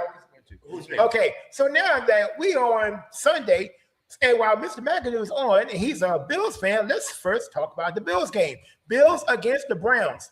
To me, now hold on. I think this is a trap game. Nah, the Buffalo know they know they need this game to stay in the hunt. They're fighting for that division, man. Y'all need this game. Yeah. I got Buffalo. Buffalo wins, but Miles Garrett's either one step closer or he's gonna break the sack record tomorrow. I think he'll break the record, but there's going to be in a loss though. I said I'd take Buffalo. Where's this game at? In Cleveland. In Cleveland. Mark, my vote. Yeah, but it don't matter. I mean, it don't matter. It don't matter. This game here, Cleveland still fighting with Deion's son. You know. They can't get it together. They still fighting with the quarterback. Yeah, I know. One week is the playbook, next week is the armband, next week is the, whatever. It's embarrassing. It's embarrassing. Well, it's sabotaging a young man before our very eyes is what it is. Exactly. But I stated a couple of weeks ago and last week again, one of the two is not coming back, whether it's the coach or STUDO. One of them is not coming back. I guarantee you, it's the coach. Well, it may, and to be honest, it might be both because you still got Deshaun Watson that's coming back next year, whether you like it or not. And ain't nobody else taking that contract he got. They have to play him. He's making $60 million next year. They want their money. They're gonna get their money's work out of him. And it's better sooner rather than later because a lot of these teams, not only Cleveland, but a lot of these teams are going to have to take a season just to absorb bad contracts. Like Denver did a couple years ago. I mean, Cincinnati's walking into that territory because now you're at a point where Joe Burrow is basically talking like he's ready to get out of there. Either he might take the Andrew Luck route and retire early. I would be on if I were a GM today and I know that Luck is thinking about doing that, I would try to get him out of there. I would, if I were another team's GM, I would see what Cincinnati want for him. Yeah, I got you. Yeah, but we're getting off the rails a little bit. We're getting off the rails a little bit. So WB, who you got in Bills, Browns? Oh, I'm taking the Bills. All right. Yeah, I'm sticking with the Bills. All right, Derek, who you got? I think it should be a clean sweep here, but I'll take Buffalo. Okay. But I wouldn't mind watching this game in all honesty. I'm not going to be able to because I seen some services on Sunday, but I'm not going to watch this game. But I would love to see how this game plays out. And don't be surprised, and hopefully this does not happen, that Buffalo does not get tripped up. We've seen a lot of trip ups over this season. It's going to happen. I don't think it's going to be this week. They did lose to Atlanta, so you never know. Facts. You never know. Facts. But next, okay. I'm going with Cleveland because Matt going with Buffalo. That's the only reason. We're competitive, so you know what I mean. I got to make it competitive. Let me ask you this. Let me ask you this, Bird. One more. He's rubbing this on you, Mr. Sparrow. He's rubbing this on you. I know where it's going. Okay. Next up, Chargers at the Cowboys. Oh yeah, Mill, this was what you purposely missed. You purposely did not pick this one. Yeah. Yeah. Oh. What's the Chargers record? The Chargers are better than the Cowboys. they're 10-4. 10-4. 10-4. Yeah, give me the Cowboys. I mean the Chargers. Yeah, give me the Chargers. All right. You know I hate Dallas anyway. All right, Derek, who you got? Give me the Cowboys on this one. Uh-oh. Where they playing at? In Dallas. 5-2. Come on. He's Hard to beat. Hard to beat Dak in Dallas. Hard to beat Dak in Dallas. Well, I'm gonna say this. I'm going with the Chargers, and it is not hard to beat Dak in Dallas. It is hard for Dak to win in December. You mean January? Well, No, December. No, Rowan is right on this one because normally you can win games in the first 3 months, but when the calendar turns to when it gets colder, that's when everything starts to fall off. But you know what? The Chargers ain't looking too good as of late. I'm actually going with Dallas in this game. Uh-oh. Wow. okay. All right. So that secondary can't get got. Wow. And Dak already said they still gonna play this season out. Well, look. Well, they ain't got no choice. Their backs literally against the wall. You know what I've said a month ago. I'm picking the Dallas Cowboys to win every single game. You want some of this water that I got? It's spiritual. I'm picking Dallas to win every single game solely because I do not like them. So if they win, I get the points. If they lose, I get their misery. I cannot lose either way. Therefore, what is going on with you, man? It's working so far. Okay. Now let me rephrase it. It's working for me. Okay. So where we at? I can't stand you sometimes. Next. Okay. All right. Next up, got the Chiefs and the Titans. Oh, 2 ugly games. Okay. Now here's the thing. The Titans are 3-1. 3. I don't think they won more than one. They ain't got that many. You don't have that many. They got that many. No, they're like 1-12, 1-13. 2-12. 2-12. 2-12. 2-12. Well, you know the Chiefs need to save face. Well, the magician is no Patty Mahomes. No Patrick Mahomes. Give me the Chiefs. This is an ugly football game. It is. This is a very, very ugly football game. I'd say this could very well be an upset. I'm going with the Titans. Well. Yeah. Well, that's y'all. I can't. Wait, no. But see, no, because several wide receivers not going to play either. It don't matter. Rashid Rice is not playing, and those some of the names are playing. Now, why would this be an upset game? Well, Kansas City would be an upset. I mean, they ain't playing for a playoff spot. They got eliminated last week. They got like I said, KC has got eliminated. Still pride on the line. Oh, so they're like the smaller team right now. What do you mean smaller? Smaller. They can mess up somebody's chances. Yeah, but they ain't trying to mess up their draft pick. Give me Kansas City. Well, you got to look at Tennessee was trying to win the last couple of weeks. Trying hard. They tried, but they can't. They won last week. Didn't they beat Cleveland? Yeah. 2 weeks ago they did. Yeah. Where's that noise coming from? Oh, that ain't you again, is it, bro? I don't want them to get on you no more, man. That's my phone. Studio. I'm saying I don't want them bothering you like they did last week. Hey, look, Mr. Spur. I got your back, bro. I got your back. But I don't pay none of that stuff that I got your back, man. Because they always blame it on you. So I'm trying to make sure they don't blame it on you this time. That what WB always want. No, that's Mac. That's Mac up to his old shenanigans. I gotta be the bad guy, so I be the bad guy. Mac gonna be the bad guy today. Well, I mean, hey, we can be the bad guys together. No, Mac gonna be the bad guy today, man. Everybody loves a good bad guy. I'm not gonna let that happen. I'm not gonna let that happen. It's not wrestling. No, we're not. Y'all not gonna pick. Y'all not gonna pick on our guest on this first day. I'd be a bad guy too if I was a Hall of Famer and a 3-time NBA leading scorer. You can be whatever. You can call me whatever you want to call me. I'd be whatever. You just want to be known as the bad guy. I am the bad guy. Oh my God! If you're a 5-time NBA All-Star, you can do whatever you want to do. Yes, sir. Especially no. Don't give him that. Don't give him that. Don't give him that. Don't give him that. We ain't doing that. We ain't doing that. I'm sorry, Derek. I'm sorry. Well, look, I'm a Hall of Famer. You can't tell me nothing. We ain't doing that. We ain't doing that. Derek, who's your pick? KC or Tennessee? I'm going with Tennessee with the upset. Me too. Okay. Hey, Bob, who you got? I got to go with KC because they still got champions. Even though Mahomes is not playing, they still got championship, running through their blood. I got you. Hey, Mr. McAdoo, have you ever seen one person the way Chris Jones can just control a game? I've never seen one defensive player that can wreck up a whole offensive scheme like he does. Myles Garrett.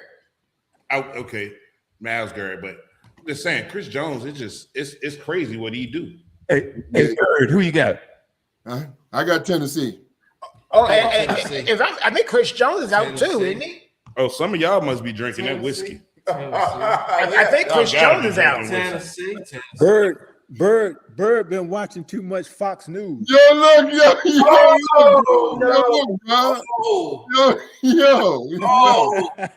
You went there, bro? You just hit WB. You went there on me, bro? Yeah, you watch too much Fox News, man. Wait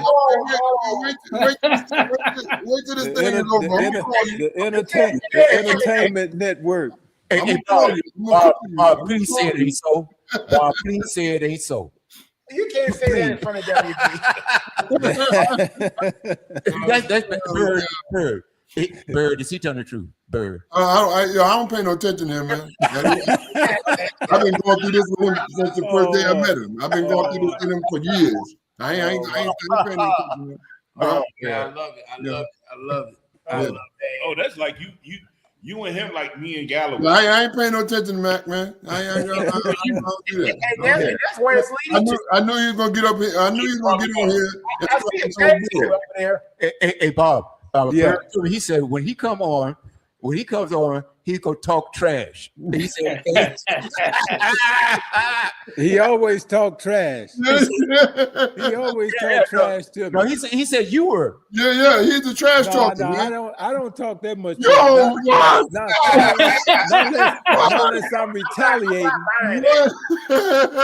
Not unless I'm retaliating. You just finished it. Y'all see Mrs. Sparrow jump out that seat? When I'm with him, I got to get in where I fit in because he starts going in. Right? I love seeing McAdoo versus Bill Lambier at one point. Come on, Bill Lambier. The Bad Boys were Detroit Bad Boys were no joke. Yeah, they were good. Oh, they were definitely bad boys. Chuck Daly was better. Yeah. He was the perfect coach for that. All right, where we at? Okay, next up, you got the Vikings against the Giants. Oh man, Vikings. Man, leave the midgets alone, man. Come on, man. I got Vikings too. The Giants. Oh, you know what? Are there any Giants fans in the building? You know what? Actually, I think Mill picked the Giants. You want to say, well, I might be riding with him on this because I believe Jackson Dart is a better quarterback than JJ McCarthy. You didn't look at last week. Yeah, I'm sorry, JJ McCarthy trash, bro. Well, you couldn't say that. What does he look like the last couple of weeks, though? I hate to say this again. It was against the Cowboys and us. Think about it. And they put up 30 pieces on both of them. Roma, who you got? Well, I mean, against y'all too. I mean, the shoe still fits. Roma, have y'all played Minnesota yet? Yes, we beat Minnesota. Okay. Did Roma give you his pick? So they're a whole lot, or they're 2-1 against our division. Did Romo give you his pick here? Why is you worried about my pick? Because I'm gonna drag you some more. Yes, we went 3-1 in the AFC North. Mr. McAdoo, he got Yeah. you. So I want when this Pick'em League season is over with, I want you to come back on this show so you can ask him or you can see the look on his face when he ends up back in last place. Oh, okay. Well, you 13 points behind me right now. Hey, That's right. Hey, look, You can Mr. drag. McAdoo, the first time, Hey, the first Bird, time he he ever can did, drag. the first time he did Yes, this, sir. Yes, sir. he was up like 50 points on me at one point in a year. Don't worry about it. Ask the way he finished that. Well, we're Since talking about then, this year. This is the best time. This is the best year he done had No. in 3 years. So he like a commander. He flying high right now until we end up till he run into the big dog at the end of the year. Yeah. I know we're doing NFL picks. You can drag. I know we're doing NFL picks, but Mr. McAdoo, just a real quick question for you. Just thought of it: Dean Smith or Pat Riley, better coach, in your opinion? Oh boy, This is good. I like both of them as coaches. Both they had different personalities. Pat was more fiery. Dean was intense, but he was laid back. Both of them Hall of Fame coaches, but just totally different personalities. Both of them would run the crap out of you, getting in shape. They were both demanding type coaches physically. That's where they were. That's probably where they were the same, but their demeanor during games were different. Pat was a little bit more intense, and Dean was laid back. But it's hard to pick one over the other one in that matchup right there. Understood. Sorry, Mel. Go ahead. I'm sorry. Better coach in North Carolina, in the state of North Carolina, between Dean and Mike. Oh, come on, From man. Duke. Woo. Dean and who? Mike Krzyzewski? Yeah, Coach K. Both of them. I mean, who's got the record for the most wins now? Is that Mike Krzyzewski? Yeah, it is. Well, I think he had more years than Dean, but it's hard to say. It's hard to say. There's no wrong answer in this case, man. Because like I said, they're both Hall of Fames. Yeah, they're both Hall of Famers. And I'm gonna tell you, and honestly, I think because I've been an ACC fan for like the longest time, and like I said, my favorite part though was when they had the tournaments in Greensboro. Yeah. Man, those were the best ones. And then of course, because there was always UNC versus Duke most of the time. Well, who the greatest Duke player ever? Sorry, Mel. My bad. Let's get back on track. My bad. Derek, your pick: Vikings or Giants? The Vikings. Vikings. Okay. Okay. W, you got Vikings. Roma. Now, what would you say? My pick is G14 classified. I call you. Oh, there you go. Yeah, and look, hey, you sent me the picks earlier. Yeah, G14 classified. He doesn't want me to know. Yeah. Hey, look, I already sent them over, so you're already good. No, What? All right, let's go. Next up, Bengals at the Dolphins. Go ahead and laugh at this one. I took Cincinnati. I got Cincinnati too. So let's talk about this. The Dolphins finally solved the problem. Not say solved the problem. They benched Tua. Yeah. They putting that's big news down here in Miami. They putting Tua's on the bench. Quinn Ewers on the bench. Yeah, they put. He's not starting. Tua is he got demoted to number 3. Yeah. So Zach Wilson is the backup quarterback. Oh my God. They was really disrespectful. Well, they wouldn't even win all the games that they wouldn't even be 6. They don't win like 3-4 in a row. They won 4 in a row until it wasn't because of Tua. It was because of that running back, man. They had A-Chain. That's why. Hey, look. Regardless of, I understand what you're saying, but every win and every loss always fall back on the quarterback. I don't care if he only threw for 100 yards and they won. But if you, he the reason they won that game. But here's the problem, Mark. If you lead the league in interceptions, they're gonna drag you a lot. And then with his health history, he's turned into a vegetable with all his concussion syndromes. Yeah, but no, here's the issue. You know what? A week ago today, Miami was on a roll. Nobody talked about this. The man goes out, he has a bad game, all of a sudden he's demoted to third team. I mean, it's cut and dry. I mean, if they'd have won that game last week, they'd have been talking about how phenomenal he's brought them back. They'd have won 6, 7 in a row, etc. I agree with you. He has a bad game. He goes, I mean, and some of that ain't all him. But he has a bad game. He went from, they was on the cusp of the playoffs, but because they lose that game, now he's third string. I mean, come on. Well, let me tell you, good. Nobody's talking about. They missing Tyreek Hill. Oh, absolutely. Oh yeah, they're missing Tyreek. Oh yeah, for sure. Missing their weapons. Yes, that's true. Yeah. Okay. I'm gonna share this with you guys. Now, see, remember 2 plates earlier this season. We both. I'm not gonna let you die on this hill alone with this take of yours. Mike McDaniel's getting fired before the season's over with. Because I'm gonna put some reality in the situation. There's a reality that exists where Mike McDaniel and Tua will be back for Miami next season. Who is that? Mike McDaniel and Tua could be back next season. They should. There's a reality. I'm not saying they are or not. I'm not saying they are or not. But there's a reality that exists that this scenario could happen. And the reason why this scenario could happen is because there's too much money that's already invested in this. And if you pull the plug on it now, you're just flushing money down the toilet. Yeah, Tua's contract, $212 million. Tyreek Hill's contract, they're in salary cap hell. We got sparrow clause. They're in salary cap hell right now, and so if you bring someone else in, that's still more money you're gonna have to put into it, and there's less resources said person will have to work with. But again, we've seen this before with Denver doing it with Russell Wilson. Yeah, but this ain't the Broncos, man. These organizations are not structured the same, so they're not going to be able to move the same. I mean, it just is what it is. I'm not saying that what I'm proposing is going to happen. Just be prepared for that scenario to become reality. That's all I'm saying. You know, you're not the first person who actually said that, because Rev and I had a conversation about this a while back.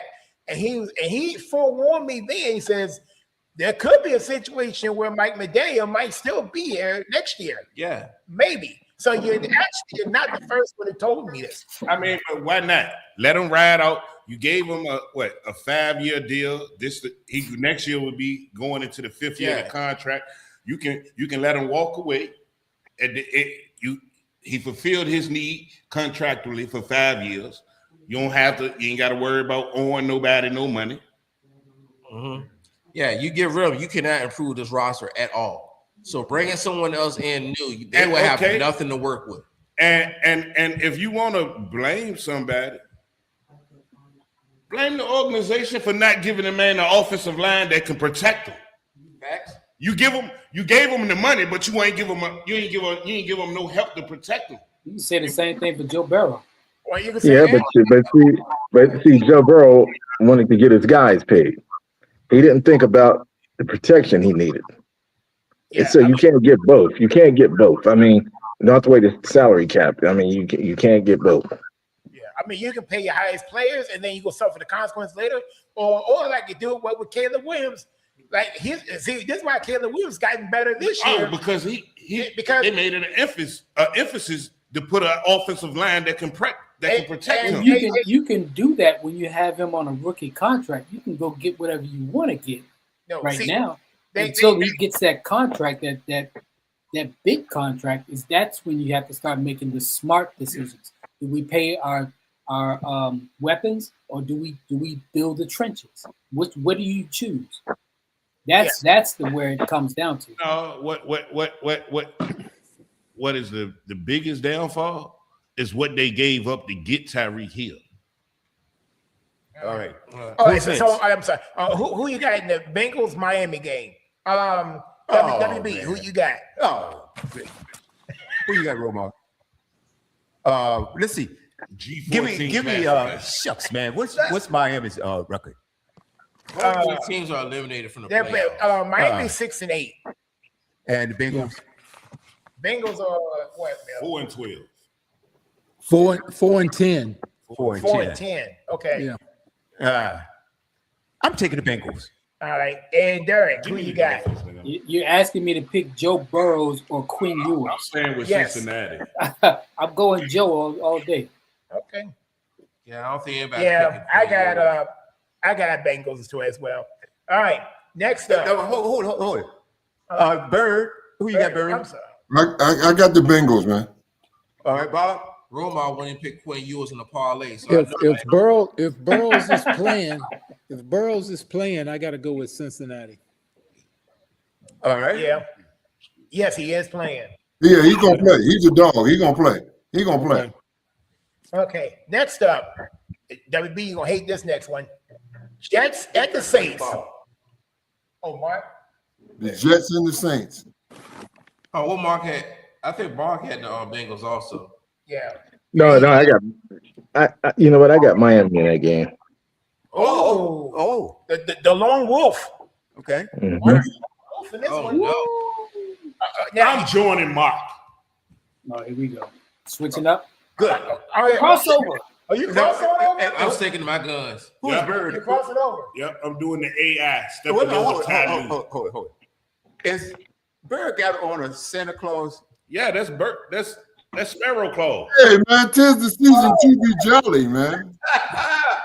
That's the Sparrow Claus. Hey, Bird is hiding his New York face because you know the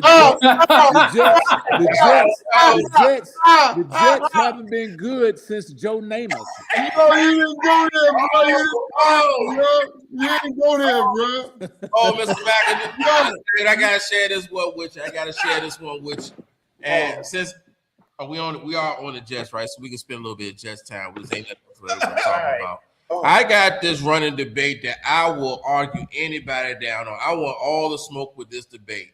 I said that Nick Foles is a better quarterback than Joe Namath. Is anybody? Than Joe Namath? Yes, than Joe Namath. Broadway Joe? Yes, Nick Foles. Broadway Joe? Hey, look, you talking about Joe Namath. Wait a minute, you talking about Pantyhose Joe? Yeah, I know. Oh, wow. That guy. Mr. Sparrow, I'm about to move because you gonna get struck by lightning because you was talking blasphemy. Hey, Mill, he had a nice playoff run. And so did Joe. You was disrespecting the only man that called his shot and said, I'm going to win this Super Bowl. He was the only one. He did say that. Ray Lewis called his shot. He won a Super Bowl. Ray Lewis called his shot when he Lane Johnson called his shot. We won a Super Bowl. But the real deal is, does Joe Namath really deserve to be in the Hall of Fame? I think that's a tougher question to ask. Nick Foles. As opposed to Nick Foles has a higher QBR. Oh man, the only thing Nick Foles has a higher completion percentage. And he deserves Nick Foles has less career interceptions. But he's probably played less games than Joe Namath. That's probably why. There's no way I'm picking a quarterback who has more career interceptions than touchdowns. That would be Joe Namath. Well, there's no. You can say the same about in the big game. You want to call MVP, Super Bowl MVP? Okay. Yeah. Broadway Joe didn't even beat the best in his game at that time. That's right. Nick Foles beat Tom Brady. And I'm gonna tell you something else. Joe Namath did not beat Johnny Unitas. Let's not go there. Other than the Super Bowl, look at his career. He didn't do much after that. No. Well, look at him. Look at he was trash. He ain't do nothing after that Super Bowl, did he? He got cut, didn't he? Or traded. There was a season that exists. There was a season that exists where Nick Foles led the league in QBR. 21 touchdowns and 3 interceptions over one season. You can't Show me where Broadway Joe did that. Let it be known about McAdoo. I'm not gonna let you get away with talking about my doggone Santa Claus mask neither. Let it be known. You can't compare NFL offenses from back then to what they do now. Back then, they were more running on when they played offense on football compared to now. They throw it all the time. Yeah. Of course, the Foles are going to have better numbers than Joe would. And you put them both in today's NFL, that's when you can make that comparison. But that's like me saying, hey. I'm gonna take, for instance, right now, Mr. McAdoo. I'm gonna take Mr. McAdoo and compare his shooting percentage against James Harden. Right? James Harden shoots it, lets it go all the time. They didn't shoot it back then when Mr. McAdoo was playing. That's what I'm saying. The difference is you can't compare. Joe versus the percentage. His percentage was crazy, man. Yeah. So I see what you're saying, but it's just a difference in the way they played the game from then to now. Yeah, absolutely. Yeah, I'm using numbers, Bunko. I am comparing errors, but I'm also comparing what each player did to achieve what they had to achieve. All he did was come in for Carson Wentz and win the Super Bowl. He won the whole playoff. He started the last 3 games of it. Look. He led that playoff run. I understand how it just wasn't the big game. I understand how special he is to y'all, because if it wasn't for him stepping in, you wouldn't have never had your first Super Bowl. Congratulations. You don't want to talk about Super Bowls no more. Man. When are the Jets gonna get their second? I don't care. They might never get it. How many games? We're working on number 3. Man. We got several more. All right, next game. But that's Mr. Backer. That's just an example of how things get off the rails here. Yeah. I'm all start with me. Of course. All right, Jets at the Saints. I told you wouldn't like this one. Let's hear from Bob first. Yeah. The Jets. I see the Jets are 3-11. And the Saints. The Saints are 4-10. That's a toss-up. Where are they playing? New Orleans. New Orleans. Yeah, I will say New Orleans has actually upset Tampa and Carolina in the last 2 weeks. Yeah, both of these teams are fighting for draft picks. What happened? New Orleans. New Orleans is winning. Bird. What? Yeah, but what are you wearing, bro? What's that? He's got his Eagles stuff. And they actually swept Carolina, by the way. I love it, Mr. Spur. I love it. Okay. Wow. Yeah. Jets and the Saints. Yeah. Give me the home team. I say, don't sleep on the Saints. Boy. Since I'm from New York, I'm gonna go with the Jets. Oh boy. I took off my son. I ain't gonna hide no more. All right. Was that Mr. Galloway? Was that dirty toilet paper up there? Hey Bob, who you got? They playing in New Orleans, so I think I have to go with New Orleans. Come on, man. I think I'm going with New Orleans too. All right. And Derek, who you got? It's tough for me to pull for New Orleans to win 3 in a row, but thank you. Ooh, that's gonna be hard.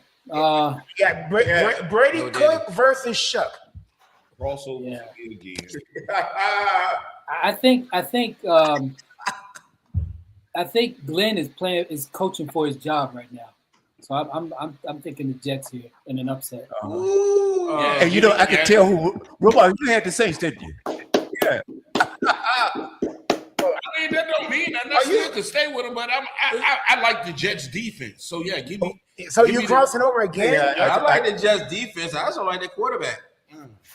Okay. That's because we never heard of him. That was easy enough to talk him into. All right. That was the game I already was talking about. Okay. Yeah, he was talking about crossover. So I had nothing to do with that. I give him that. I give him that credit. I'm gonna tell you this. Now, this is a record. Now, Romo, he already beat Mills' record as far as crossovers.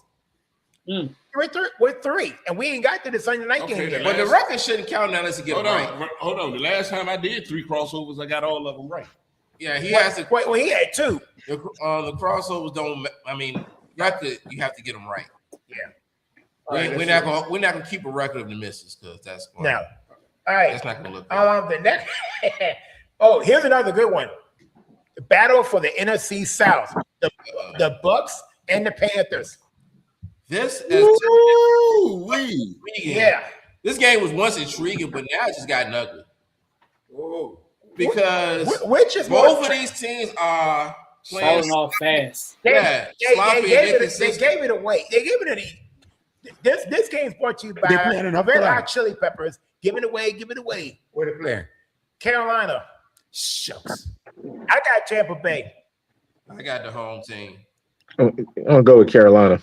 I'm going with Carolina. Both these teams can run the football. I'm pulling for Tampa on this one. Where they playing at? They're playing in Carolina. Something about Carolina's defense, though, man. You got Baker versus Bryce. They've been showing up, making some plays here and there. I think who was that asking a question? Bob, did you ask Bird about what? Who he had? No, because I know whoever I pick, Bird gonna pick my name out of his opposite. mouth. He ain't gonna say nothing no more.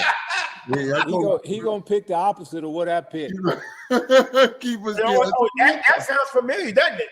Oh my goodness, I can't believe I said, see, Walmart gets 30% of accountability. Yeah. I'm sorry. I got it bumped there from 20. Sorry. Blame it on me. Blame it on Walmart. So, Bird, who you got? I got to go with Carolina because he's in Florida, so I know he's gonna pick Tampa. So you right. I'm going with Carolina, man, because I know him. I'm gonna pick Tampa. He ain't who he think he is, man. I'm telling y'all now. I'm gonna pick Tampa. I know. I know. What the? Hold on. Who you got? Who you crossing over to now, Romar? Crossing over again. I know. I'm going with the Baker's dozen. I know my guy, man. How many more games we got, Kevin? Because I got another question for Mr. McAdoo, and this one's gonna blow your mind. Okay, we got I think 5 more to go. Please, somebody blow it because I can't. Yeah.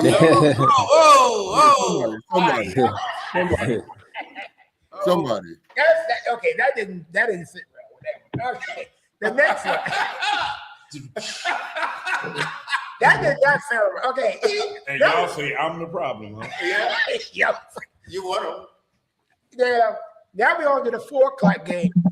Okay. This should be a mail-in. Easiest game on the board. Raiders at the Texans. Oh, man. Texans. Yeah, I got Houston. Same here. Where they playing at? Houston. Yep. Yeah, that's who I got. Raiders, anybody interested in the Raiders? No. Man, they're going for the draft. Okay, all right. Now, at least they the best team. They want the draft pick. Now, okay, this is what made it so bad. Mill, I owe you an apology from last week when they put out BTA on the Raiders. It was so bad. The game was awful. What made it so bad? The game was over by 3:30. That's how bad the game was. It was a game. Games normally don't end until 4:15. His game ended at 3:30. Our game against the Vikings ended at 3:30, basically.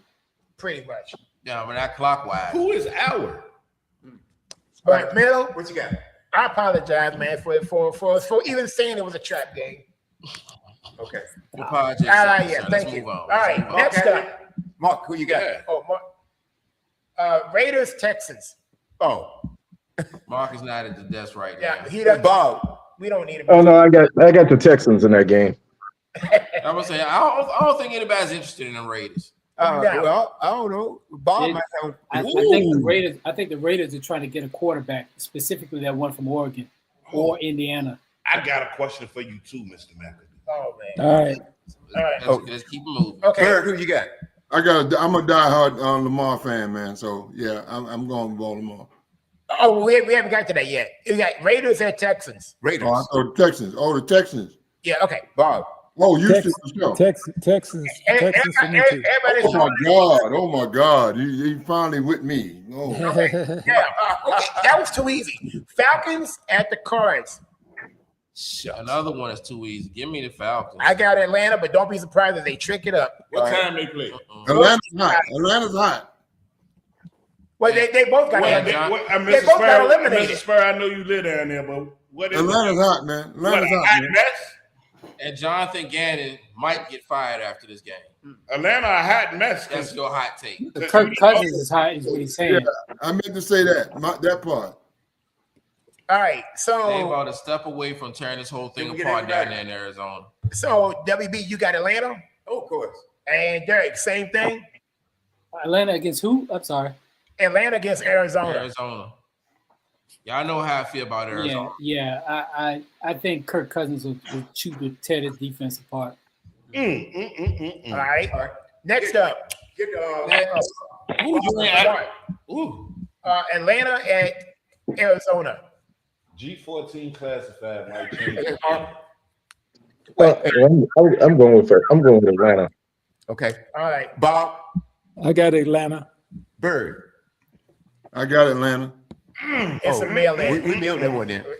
Ramon, be careful with your crossovers. I ain't gonna do 3 with him. I already did 2. Y'all ain't gonna agree on the next one. Steelers at the Lions. Oh boy. Detroit. Where's that game? Where's that game at? In Detroit. In Detroit. I don't. Detroit has to win this game. They have to. They got to. I got the Lions. Same. Yeah, I'm going with the Lions. I want to go with Pittsburgh. All right. I think Pittsburgh tried. They think they got something to prove now. Let me tell you what really happened. Dad had a conversation with my sister, who's a diehard Steelers fan, and he ever since that conversation, he ain't picked against the Steelers since. Yeah, because you open your big mouth. So, Mill, you deserve 30% of the accountability too. Let me ask this, Kevin: is JJ Watt Watt playing? It don't matter. Give him the Steelers. Let me tell you what my son did to me. Okay, he said on air. He said I picked against the Steelers week before last. He said, "Oh, I'm gonna tell." I didn't know he was gonna do it, and so I get a call from my daughter. She said, "Dad." Yeah. You want to tell me? You want to tell me who you picked? Yeah. Well, we know not to do. Well, at least now I know who not to do no crimes around. I know you ain't talking. I know you ain't talking. Yeah, I ain't lying. I don't tell on nobody. Yeah, I don't want to know. Oh God. I tell on nobody but myself. Yeah. Oh my God. Oh my God. That is hilarious. The way you dry snitch. Oh no, I know you. Kevin, who's next? And next, your phone ringing. Trivia question, ain't it? Yep. But I ain't got one. We'll get to that later. All right. The next one up. Jags at the Broncos. This is another low-key good one. Ooh, at the Broncos. Oh boy. I got Broncos. I'm taking Broncos. WB, what you got? Broncos. All right. Bob, who you got? Broncos. All right. Sparrow. Jags. What? Oh. He is from Florida, right? Huh? Yeah, Bob's in Florida. Yeah, that's right. I forgot. Yeah, I forgot the logic. I just said I'm not gonna pick 3 in a row with him. I just got reminded of the logic, ladies and gentlemen. Okay. All right. Who Mark at? Mark, who you got? Jags or Broncos? God, it's tough. You know what? I'm gonna go with. They're playing in Jacksonville, right? No, Denver. Oh, I got to go with Denver. Yeah. I got the Broncos too. I'm telling y'all, man, I got the Broncos in the Super Bowl. What? I actually got them coming out of the AFC. I got the Broncos in the Super Bowl. Beat Buffalo and New England. I made this take last week, by the way. I put it to you like this: if you'd asked me this a month ago, I'd have said no way. But now, I think they're the team that's coming out of the AFC. Yeah, I do too. Here's the question: do you see them beating Seattle or the Rams in the Super Bowl? Can see them beating Seattle. Well, didn't Seattle beat the Rams last week? Yeah, but you know what? There was some deficiencies. I mean, Devontae Adams ain't playing this different stuff. Trust me, if I'm playing with the defense Denver got, Sam Darnold would have he'd be a turnover machine. I would go with Denver in that game. Against Seattle, yeah, but not against Matthew Stafford. Matthew Stafford would light that up. Yeah, well, I tell you what the difference would be. Bo Nix would be the one that might blow that game for Denver at that point. Mark, I'm gonna tell you, the key to that game will be Puka Nacua. Which corner is Denver gonna put on him? If you put the defensive MVP on him, who's gonna cover Adams? Well, that's gonna be the problem. But that's the matchup. That dude is strong too, man. When Tua Puka's strong, and I mean, he caught that one coming across the middle last 2 nights ago against Seattle. Wasn't nothing they could do. Well, that's something they could. I feel like they could have committed to the run game just a little bit more. If they're committed to the run, I mean, because for your benefit or for their benefit, they don't have a running back that they can really give the ball 20 times a game. But if you talk about the Rams, or you talking about Denver? No, I'm talking about the Rams. Well, they do. They got Kyron Williams. They got 2 running backs. They got Cole. Yeah, if they'd have fed them the rock a little bit more, I think there'll be a problem. I think we're talking about for your benefit, not for the team. No, for their benefit. Oh, okay. All right. Who's next? The Sunday night game, Patriots at the Ravens. I got Patriots. Shucks. At the Ravens, and it's at night. Yep. I think Baltimore is playing for their lives. This might be a trap game here. Who's Baltimore playing? New England at home. And and I'm a Ravens fan, and I'm going with New England. I mean, I don't trust nothing in Baltimore right now. I don't trust nothing. I'm gonna go with Baltimore. Jim Harbaugh gonna be there next year, Mark? Well, John Hart, yeah, he'll be there, but I mean, it's just Lamar's hurt.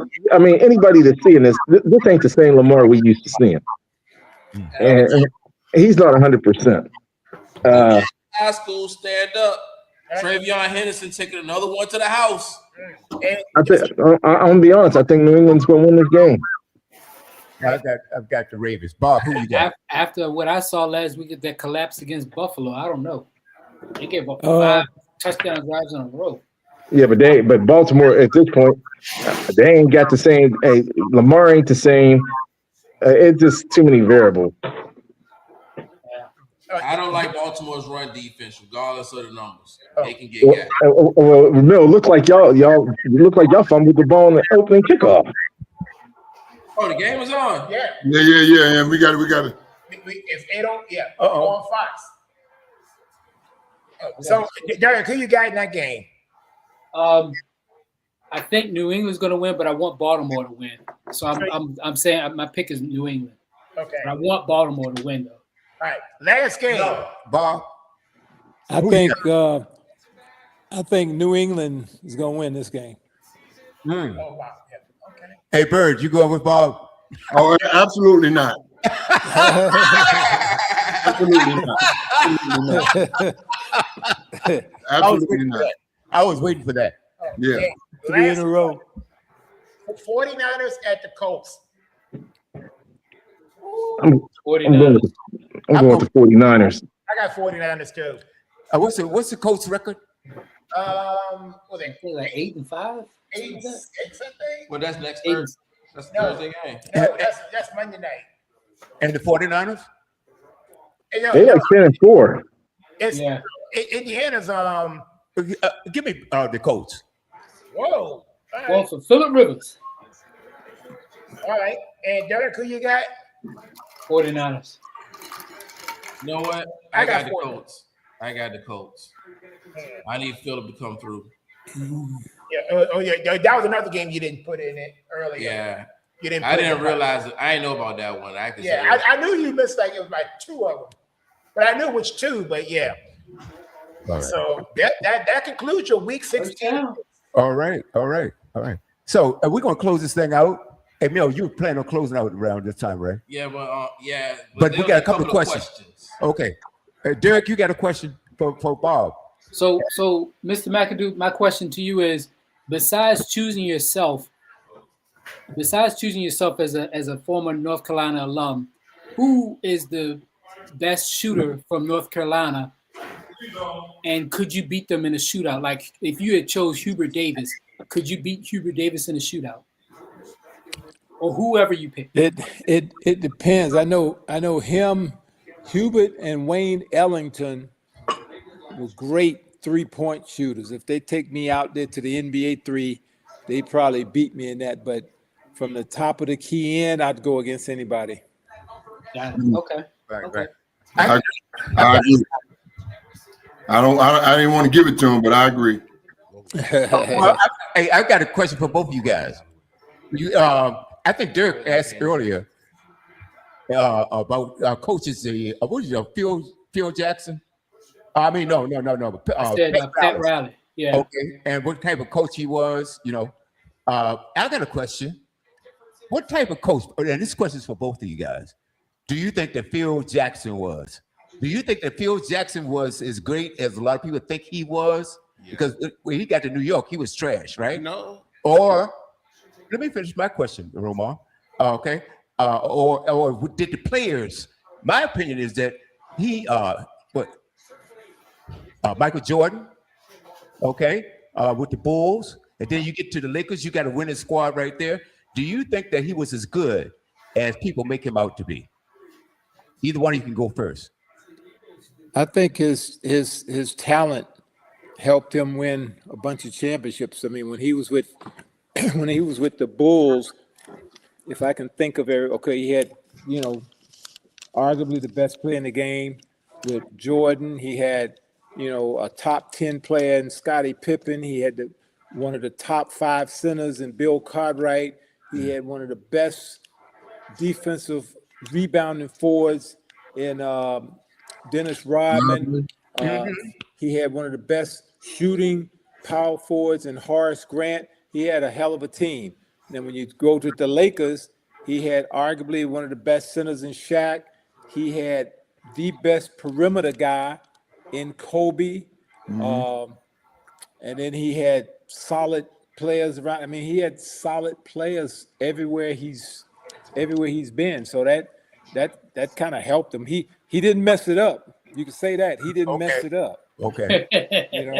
But he had great talent. You Georgia coach, if he had gone to the Brooklyn Nets or somebody like that and turned him around, then you can absolutely say, hey, this guy's good. I agree. Top talent, top 10 talent, 1 through 5. I mean, me and Bird couldn't have messed that up. Yeah. But let me ask you a question. Who do you think is the better coach if it came down to Phil Jackson or Pat Riley?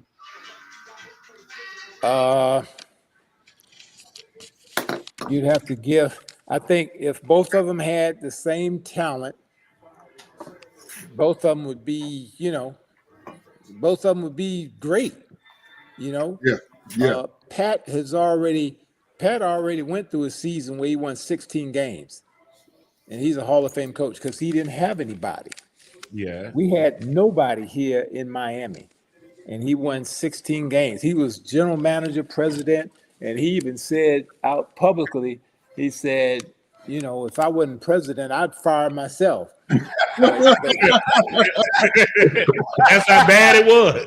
That's how bad it was. Till we got Shaq and stuff. Our fortunes changed. Well, didn't Gary Payton come over with Shaq in that trade? And Antoine Walker was on that team. Antoine Walker was on that team. We had a real good team. Lonzo was the backup center. Yeah. So we had, D-Wade was Mr. Fourth Quarter for y'all. Yep. Yeah, but as I recall, Miami had some pretty good teams before that when they had Alonzo, when they played the Knicks quite a few times in NBA Finals.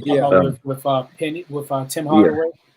Yeah, with Tim. Yeah, Tim was on that championship team too, wasn't he? Yeah. No, Tim wasn't on the championship team. Oh, he wasn't on. No, he wasn't on the championship team.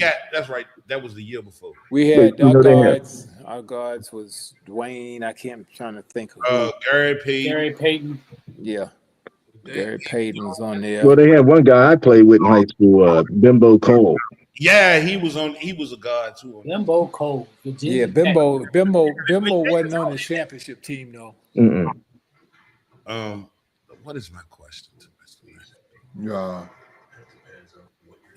Please don't forget it. What was the toughest year of your NBA career that you might have experienced? I tell you, I did not like being in Boston, and I did not like being in Detroit. Oh wow! And this is another conversation I had with my father. When the Knicks traded me, it took a week before I reported because at that time I told him, I said, "Dad, you don't understand. Boston is the graveyard for black players. You know, no players back in the day wanted to go to Boston because the city was really racist and they really didn't want any black superstars up there." And my dad, of course, with his reasoning, he said, "Boy, are your checks coming on the 1st and the 15th?" And I said, "Yes, sir." He said, "You get your ass up there." and I got, we talked about Jay Morant's father. That's the difference between the fathers back in the day. I respected my father. He had a sense. Your dad said, "Go get that check." He said, "Go get the check." He said, "Is your check come on the 1st and 15th?" I said, "Yes, sir." He said, "Get on out of here." And I respected what he said, and I went up to Boston, and I hated it the whole time. And, I was going to ask you that question. Yeah, I was going to ask you that question when it came to Boston.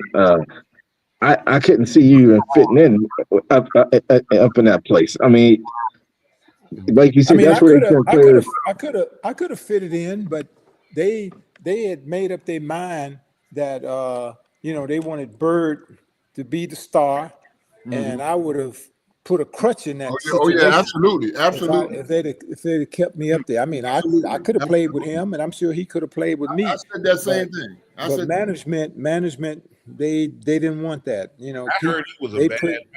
They put teams together the way they like them and stuff. I mean, that's kind of what happened in LA too. They wanted to keep. When I got to LA, they wanted it to be Magic and Kareem, because with that combo there with Magic, the way he passed the ball, I would have led them in scoring and rebounding and everything. For sure. But they didn't want that. That's the politics that played out in LA. And I didn't make a big stink out of it, even though I came home and my wife saw me crazy all the time in silence. I suffered, in silence. But my suffering in silence caused me and helped me get my job with the Miami Heat, because when Pat left New York and I put in for assistant coach, I've been in Miami since '95. If I'd have been raising hell and shit like Carmelo and Allen Iverson, those guys, they just came right out and said, "No, I ain't coming off your bench. Fuck that. I'm not doing that." And they would have had longer careers. But, I guess my thinking was, I was thinking long-term, big, long-term, which turned out to be right for me, because like I said, I've been in the organization for 30 years now. And Pat came back and got me, because I could have raised hell out there in LA, but I didn't. They started guys that couldn't hold my jock, in front of me. And I came off the bench, and I just dealt with it. I got my championships, which every player wants to get. You remember the movie with a series Winning Time? How did you think they portrayed you? The person that played you portrayed you. Oh, that's a good question.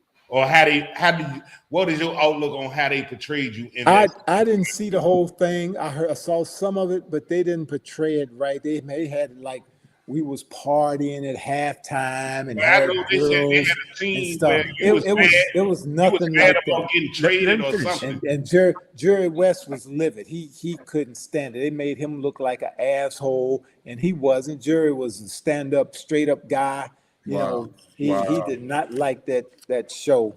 at all. You know, they didn't portray the Lakers like we really were. You know, it was sensationalism in a couple of spots. You know. What did you not like about Detroit? You mentioned that as one of the teams that you didn't. Had a bad team. I had 3 coaches in 2 years. That's how bad it was. I think Dick Vitale was even a coach up there. Dick Vitale was my first coach. Dickie V. They fired him after about 12 or 13 games. Wow. Let's see. They had Dick was general manager, but I've talked to him after. He said that was the best thing they did was fire him because he ended up getting into broadcasting, and he's an icon now. You know, with Dick Vitale, because Detroit was, as a coach, it wasn't good his thing. You know. Last question for me, Mr. McAdoo, and this one is a little bit tough. And if you don't want to answer it, that's fine as well. So, if you were a GM today, and you had the number 1 pick, and you had 2 players, 2 phenoms coming out, and you had to choose between a 21-year-old Irvin Magic Johnson or a 21-year-old LeBron James to run your team for the next 10 to 15 years. Whoa, boy, God, that's a tough question, man. Oh. Who do you think has the better basketball IQ to run your team that you're picking with the number 1 pick? That's a hard one there. Again, if you don't want to answer, you don't have to. It's a hard one.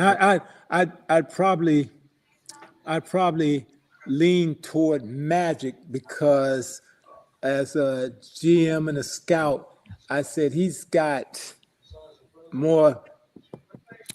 He went to college, and I think he was more NBA ready when he came in over LeBron, who came in out of high school. Yeah. Right. I mean, you can't argue with LeBron being the leading scorer of all time, but I look, I got into scouting and I got schooled by scouting. It's like the scouts now, they don't want a junior or a senior. They want a freshman or a sophomore. They think they got more upside. Sometimes they do. Is it about longevity? They think that freshman was I think they look in part at the longevity, but it's just weird how they look at a 21 and a 22-year-old as like, man, if you stay in school for 4 years, you ain't ready for the NBA. You're a dinosaur. Yeah, they don't want that. That's the mentality now. What you think about Caleb Wilson in North Carolina? Who is that? The young boy that they got in North Carolina, Caleb Wilson. The 6'9" guy? Yeah, what you think about his game? He could be a one and done. He could be a one and done. And the boy out there at BYU. I haven't seen him, but I heard he was the number 1 prospect. Hey, he must see TV. Well, I think the guy from Duke, Carlos Boozer's son. Yeah, but that boy at BYU is must see TV. Yeah, I heard the boy at 2 BYU. minutes to go. 2 minutes to go, and North Carolina is up by 3, up 2. 2 minutes to go against Ohio State. Oh boy, I forgot that game was on. I had Tulane and Ole Miss on. Ole Miss on. Let me ask you guys a question. If you all can answer this, because I've been with this football playoff stuff. I know it was big controversy with Miami and Notre Dame, but I'm looking at they got James Madison and Tulane. I don't think those 2 teams are better than Notre Dame. And, they don't deserve to be there. I mean, that's what I'm saying. I'm saying they picking conference winners and stuff. I mean, I know they was in a tizzy because Duke upset. And that what made everything the way. That's what messed everything up because Duke upset Virginia, but Duke had 5 losses, and they had to put with ACC being a Power 5 conference. They had to put an ACC team in, and Miami has shown their stuff because they went into Texas A&M and won. So they showed all of that bonafide. But it's like put the best. I don't think Tulane and James Madison, over these I know they're trying to be equal and stuff, but they wasn't better than Notre Dame. I'm sorry. Well, you can't do that. What they did, that was horrible. What they did. When you take a James Madison, nothing against the school, was great. They won a few games, but they're not on that same level of a Notre Dame. I don't think so. I don't think so. You get a team like Tulane. I don't even know the score of the game. Well, they down. I think it's halftime. They down 17-3. See, that's a perfect example. They don't even need to be there. Where if you have a team like a Notre Dame there, and say another team that got beat, the one thing about Duke and watching them, Duke actually had a decent team. They lost games. They lost a lot of their games. It seemed like on stupidity. I hate to say it, turnovers, whatever.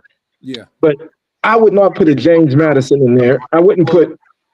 You won't see it again next year because they're changing it to the top 12. But because of that, what do you think about Notre Dame taking their ball and going home because of that ruling? Well, that's being childish. I mean, I hate to say it. It's unfair to the players. They got a lot of criticism for not showing up. But I think Miami got in because you got to think about it. Like, even though they didn't have the year that they thought they was gonna have, hit the hit. But their quality of wins and the opponents that they beat, I can say Miami does deserve to be there because Miami didn't Miami beat Notre Dame? Yeah, they beat them the first game of the year. Yeah, so I mean, and then what? They who else they beat? They just came out here 40 minutes from where I'm at and beat Texas A&M. What they like 2-0 or almost 3-0 against the SEC this year? Who was that? Miami? Yeah, because they beat who else they beat? They beat another team from the SEC this year. I can't remember. Did they give Alabama? No, they didn't play Alabama. That was I think that was Florida State that beat Alabama. That was Florida State. Florida State beat Alabama. Miami quality of wins were a lot better than anybody else in the ACC. Yeah, but you got to also understand Notre Dame lost the first 2 games of the season by a total of 4 points and then went on a 10-game win streak. Exactly. It's unfortunate that the kids for Notre Dame can't play in a bowl game, even though they only lost 2 games this year by 4 points, and they got nothing to show for it. Yeah, nothing to show for it. Yeah. Okay. All right, so gentlemen, anything else y'all got? Yeah, one last question. Let's go back to basketball. Now, I want the Bird and Bob to answer this one. In my opinion, this is my humble opinion, is that the real GOAT of all time in basketball was Bill Russell. Bill Russell, on so many angles, and I want you guys to chime in on that. And Bob and Bird, I knew you guys remember this. Bill Russell is the only one that I saw block Wilt Chamberlain's dunk. Oh my God! Can I go first? You got hey Bob, remember that? Bird, remember that? Yeah, I remember he blocked one of Wilt's dunks. I remember that when I was young. But I can't. He's got the most championships, but I can't put him as the GOAT. Can I go next? Yes. WB, when you say the GOAT, are you talking about NBA GOAT or just basketball GOAT? The greatest, NBA basketball player of all time. That's my opinion. Okay, I thought we were talking about combined high school, college, NBA. I was gonna say it should be Kareem. It really should be Kareem. Well, but if we're just talking NBA, and NBA only, in my opinion, it should be between Wilt and Jordan. I mean, I know people want to throw LeBron up there, but it should be Wilt and Jordan, in my opinion. Now, I could get greedy and go by rings now, but I'm not going to go. Yeah, but see, that's where the difference to me comes in. If you're talking winner, I'm going with Bill Russell. Absolutely. But if you're talking about, as far as my opinion, the greatest player, Google Wilt Chamberlain's records, and you might be scrolling for about 5 minutes. I mean, he doesn't get his just due. I mean, he doesn't get his just due. He's got records that will never be broken. 50, 30, and 10. and this, you guys probably don't even know this one right here. Yeah. He averaged over 48 minutes a game, and people said, "How is that?"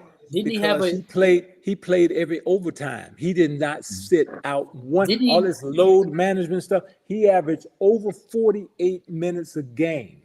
And he never fouled out. He never fouled out of the game. Never fouled out of the game.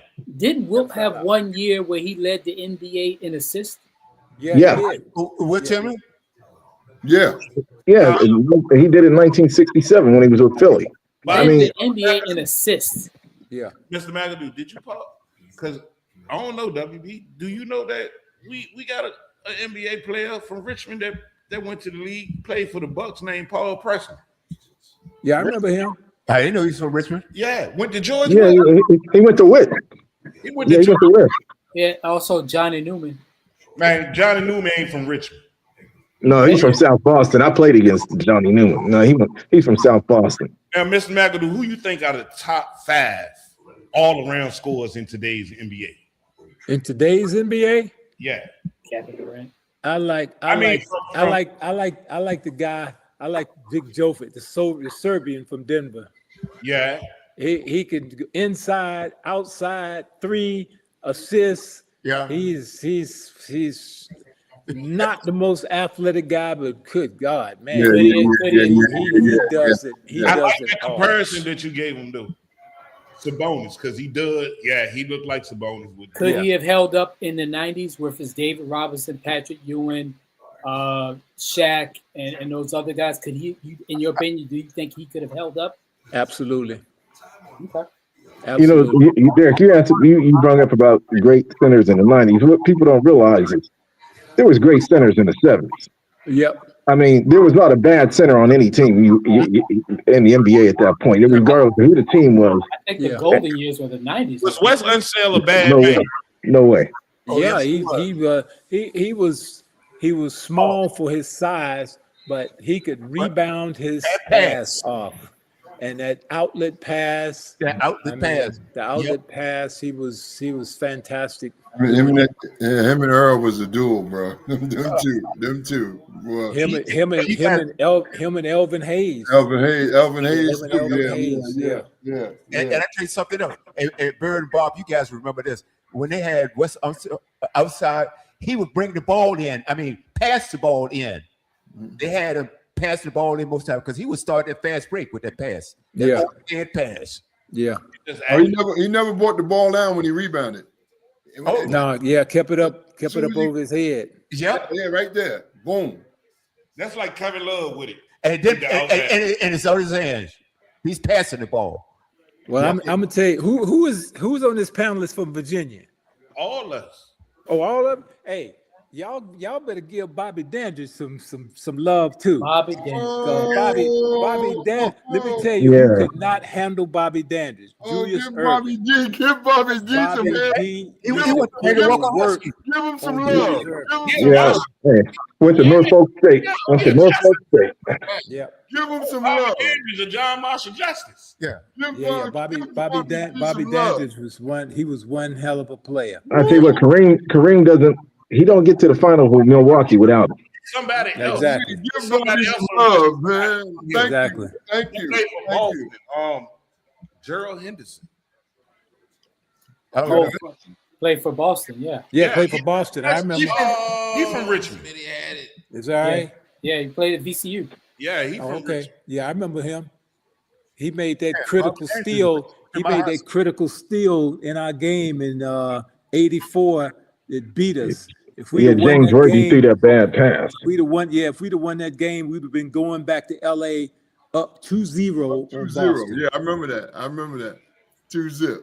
We went to overtime and lost. I can't lie. We got some ballers. We got some ballers here in Virginia. Mr. McAdoo, if Ralph Sampson had not made that tip for Houston to knock you guys out not the Lakers out of the playoffs, would LA have beaten that 86 Boston team? I think so. Matter of fact, I was in Philly when that happened. They didn't sign me back for the 5th year, and they went and got Maurice Lucas, and that's because when I was there from 81 to 85, we were in the championship for the 4 straight years, and that's when Houston, the Twin Towers, went into LA, and Ralph. I remember the play. Ralph made that tip, and they upset the Lakers in Los Angeles to go to the finals. Yeah, I was. I got a question. They talk about the kid now in San Antonio, Wembanyama, but Ralph Sampson, in my opinion, he don't get hurt. He don't hurt his knees. He don't hurt his back, hurt his knees. That was, I mean, that's what we were seeing with Victor Wembanyama was really what Ralph Sampson was. Yeah. In my opinion, he just didn't get a chance to display it. Wembanyama he's got the 3-pointer that Ralph didn't have. A little better handle too. Yeah, he had a better handle and he can shoot the 3. But other than that, it's pretty much the same. You're right. I agree with you, Mark. Outside of the big man in Denver, who else is a bona fide good big man to you, Mr. McAdoo in the league?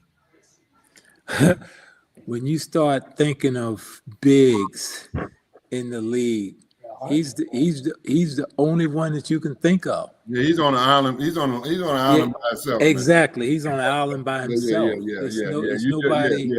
There's nobody. In today's game,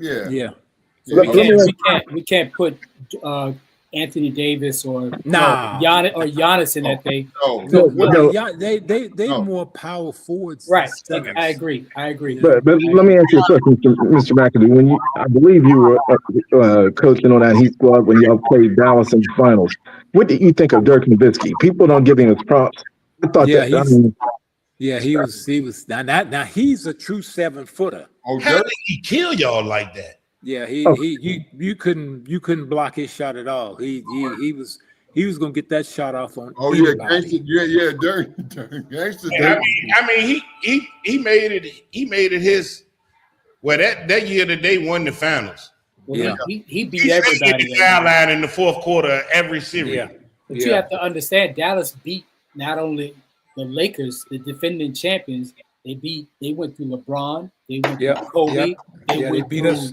Yeah, they beat us that one year. They went through Durant, Harden, and Westbrook. They had the toughest probably championship ever. I mean, but I'm just saying because like if you look at that run, it always came down to the 4th quarter where Dirk stayed on the line in every series, even going into the finals. 4th quarters was his. And he felt the way. I don't know why people would keep fouling him and put him on the line in the 4th quarter. Yeah, because he was a great free throw shooter. He made his money at the free throw line that year in them playoffs. Well, you know what I used to say when I first saw him? I said, "Man, this dude is a 7-foot Larry Bird." I mean, and he looked like he was shooting from out of bounds. I said, "Man, I ain't never seen a cat like this." I mean, he's the truth. Could you imagine if they decided to keep Steve Nash with him? Instead of giving up on that too soon. Yeah. What do you think? What do you guys think about Luka Doncic? He can shoot from long distance too. I think LA they got the same player. Luka is just another LeBron to me. A lesser athletic LeBron. The thing with Luka got to get in shape. I feel like they got. He's in better shape now. He's in better shape now than he done learned being around LeBron. He came in better shape. Yeah. Conditioning. Yeah. Exactly. Yeah. Exactly. But they might be the only team in the West I can see unseating OKC. No. Have you seen San Antonio? San Antonio look good. Yeah, I seen them against my Knicks in the cup in the cup finals. They had that game won, and then Brunson, big body. No, it won't even Brunson. I'm gonna say it was. It was Mitchell Robinson with 10 offensive rebounds, Jordan Clarkson with big shots, and a big game for all 4 quarters from Obi. Oh yeah. He's you gotta guard him too. He is a handful. And the one thing I like about Obi, you finally see he's coming into his own, and Mike Brown is trusting him in that, giving him confidence by trusting him in that offense now. Yeah, but he got to play. I mean, but he missed every other game. I mean, so do you think that the Knicks were right in letting go of Tibbs and bringing in Mike Brown? Yeah, because you are seeing a team that's coming into their own and finding their identity. They didn't have an identity with Tibbs. They're trying. Well, looking at all the newspaper clippings or the press pages, they said Tibbs was playing his starters too many minutes. That was He was. Do you feel that way? You should. Coaches gonna win the best way they think they can win. But your starting five last year were in the top 10 in minutes. Yeah, but Romo, y'all picked up one player. I ain't saying he's bad, but he hurts you on the salary cap level, and that's Mikal Bridges. He don't show up every night. So it's like you kind of trapped now. He hurt him two ways, Mark. He hurt him with the salary cap, and he hurt him with what they had to give up to get him. Those all kind of first round picks for that dude. Hey, look, y'all ain't gonna be talking about the new AC Green like that. You know what I mean? Hey, regardless of if he don't show up night in and night out, you can count on him playing because he ain't missed a game since he been in the NBA. You can count on him showing up to play for his paycheck. I think he missed one game last year. No, he has not. He has not missed a game in his. No. It was on purpose. I think he took a rest game. No, he has not missed a game or set out a game in his NBA career, Darren. That's amazing. The new AC Green.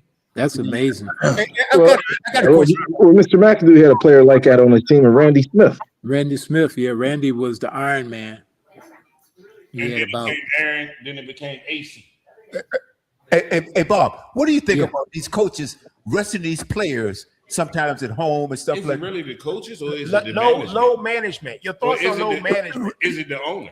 Okay, you pay all this money for that ticket, and you go. I'm against that load management stuff. I mean, we played every game we could possibly play. Yeah. You know, you talking about the fans coming, to see. I remember people were mad as hell because San Antonio was the one that kind of started it. We had a lot of Argentinians here that wanted to see Manu Ginobili, and he didn't suit up for the game because they had load management. You had people driving for hours to come to see. They couldn't see him. They were really pissed over that. Yeah. Ooh, where do you rank Popovich in all-time coaches? He's up there. They've had a great organization and championships. Great organization. Right. And they don't have. I don't remember any scandals coming out of San Antonio. Like seeing other teams. I think except for that one situation with Kawhi. Which one? Well, Tony Parker joke. But except for that one situation he had with Kawhi Leonard. Mr. McAdoo and Mr. Sparrow, it's been a pleasure. I got to drop off, but appreciate it. Hold up 1 second, man. Let him tell the truth before we leave here about me and him, man. I don't,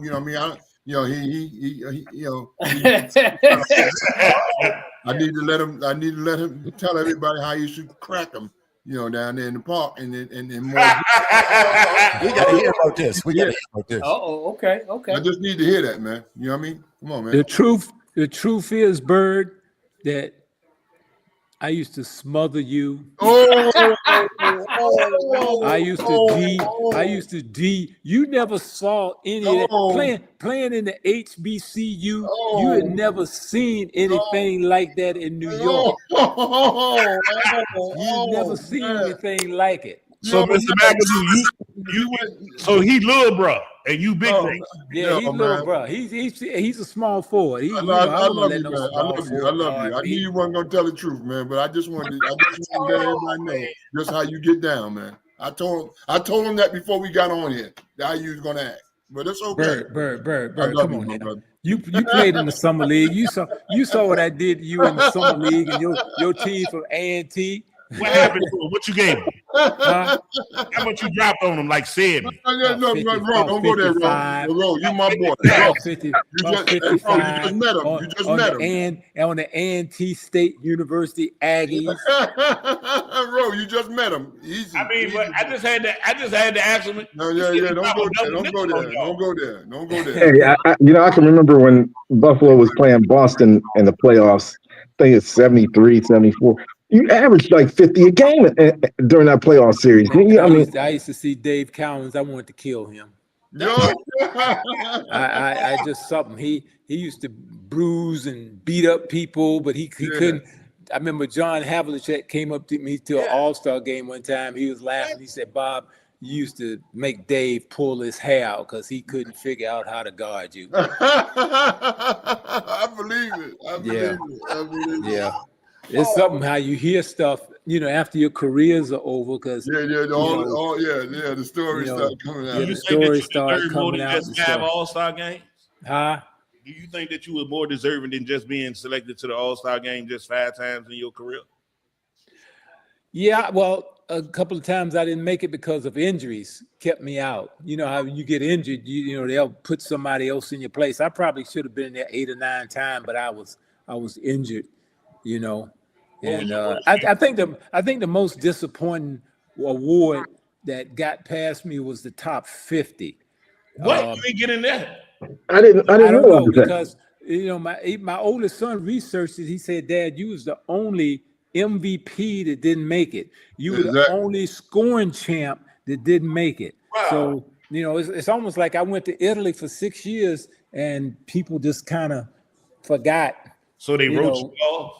Yeah, they kind of wrote me off, Yeah, but see, that's an injustice because it's an injustice, And then I see publications out. I'll when I go by Borders, I'll go and get my Sports Illustrated and stuff, and they'll have some publications out. And when I see guys like Gary Payton and Kevin McHale and these people, they got the top players. Top 50 guys, they'll write these magazines, and I'm like, what you guys, y'all didn't see the game. Look. Tell me about Bill Cartwright. He was a bad man. They might have wrote him out in the books, man, but his name is. I mean, it's look. I think they do it wrong though, because they need to do it by eras. I mean, you got the 70s, 80s, 60s. You can't. Yeah. I mean, he was the most dominant player from, I'd say, 1971, 72 up into the 80s. I mean, nobody could score. No, I mean, it was automatic. Well, Shaq even came up and apologized to me because Shaq had been in the league 2 or 3 years, and they had him in the top 50. And Shaq came up to me. He came up to my face. He said, "Bob, no way I should have been in the top 50 before you." He came up to me and said that to my face. Yeah. Exactly. A lot of people. And Gary Payton? Yeah, exactly. Gary. Well, Gary, these are publications that come out. They'll come out. You know how people make money on publications. I see these publications, and they got their top 50 and stuff, and it's just disappointing. Did you make the top 75 list? Yeah, I made the top 75. I said to myself, I tried to be diplomatic. I said, man, I'm happy I lived another 25 years after you all did the top 50 so I could see myself in the top 75. But that's not how I met, Bird know behind the scenes. I had my fangs out. But I mean, Dominic Wilkins went completely berserk. He went out and said, hey, come on, man. This is garbage. Y'all had in there. And it is. What you did, I don't understand how those type of accolades that you didn't make the top 50. Yes, it's ridiculous because, I know my best friends are my best friends. Bird, Sam, right? Yeah, I know Sam. Sam said, "Bob, if they'd have took your career, your first 5 years, They had to put you in the top 5. That alone speaks for itself. That alone, them first 5 years in Buffalo, man. What was your scoring average your first 5 years? 30 something, 30 plus. Yeah, I was averaging 30 plus. I got the stats. I got the stats. The youngest to get to 10,000 points. I got the stats. He's still a bum, but I got the stats. The stats was crazy at the time. Yeah, the stats was crazy as hell. He's still a bum, but I got the stats. You played against Jerry West. Yeah, I played Jerry. It was Jerry's last year too. That was Jerry's last year too. You know. I mean, when you're growing up in an era where you don't have TNT, you didn't have TBS, you didn't have all these different networks. Yeah, exactly. And I mean, for me to have been a kid, 7 or 8 years old, and looking through the newspapers, and then we'd only get games on Sundays. But this, I mean, I admit I followed Kareem as a little kid, but I followed this man every day. Like I said, I got paddlings behind sneaking the newspaper into my class, and looking at the clippings for looking to see what he did before paying attention to my work. I mean, he was amazing, and to not be in the top 50, I think is an injustice. Oh, bro, cut it out, man. Cut it out. Hey, bro, I'm telling you, growing up as a kid, I'm telling you now, I even tried to, I said, man, I tried to shoot that jumper. The only problem I started growing is 6'1", 6'2". He's 6'9", 6'10". I mean, it's amazing work. That's wow. And I got a question for both of you guys, Bob and Bird. Who are some Bob? Who are some of the players that you played with, or even know in the league that you still are in contact with today?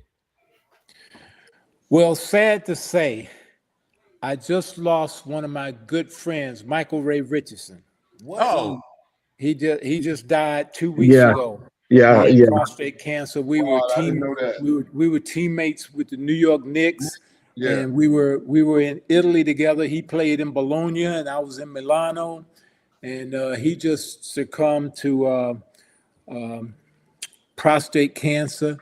And but I still see a few guys. We had our Laker reunion, and matter of fact, we're gonna have another reunion of the Lakers, Showtime Lakers.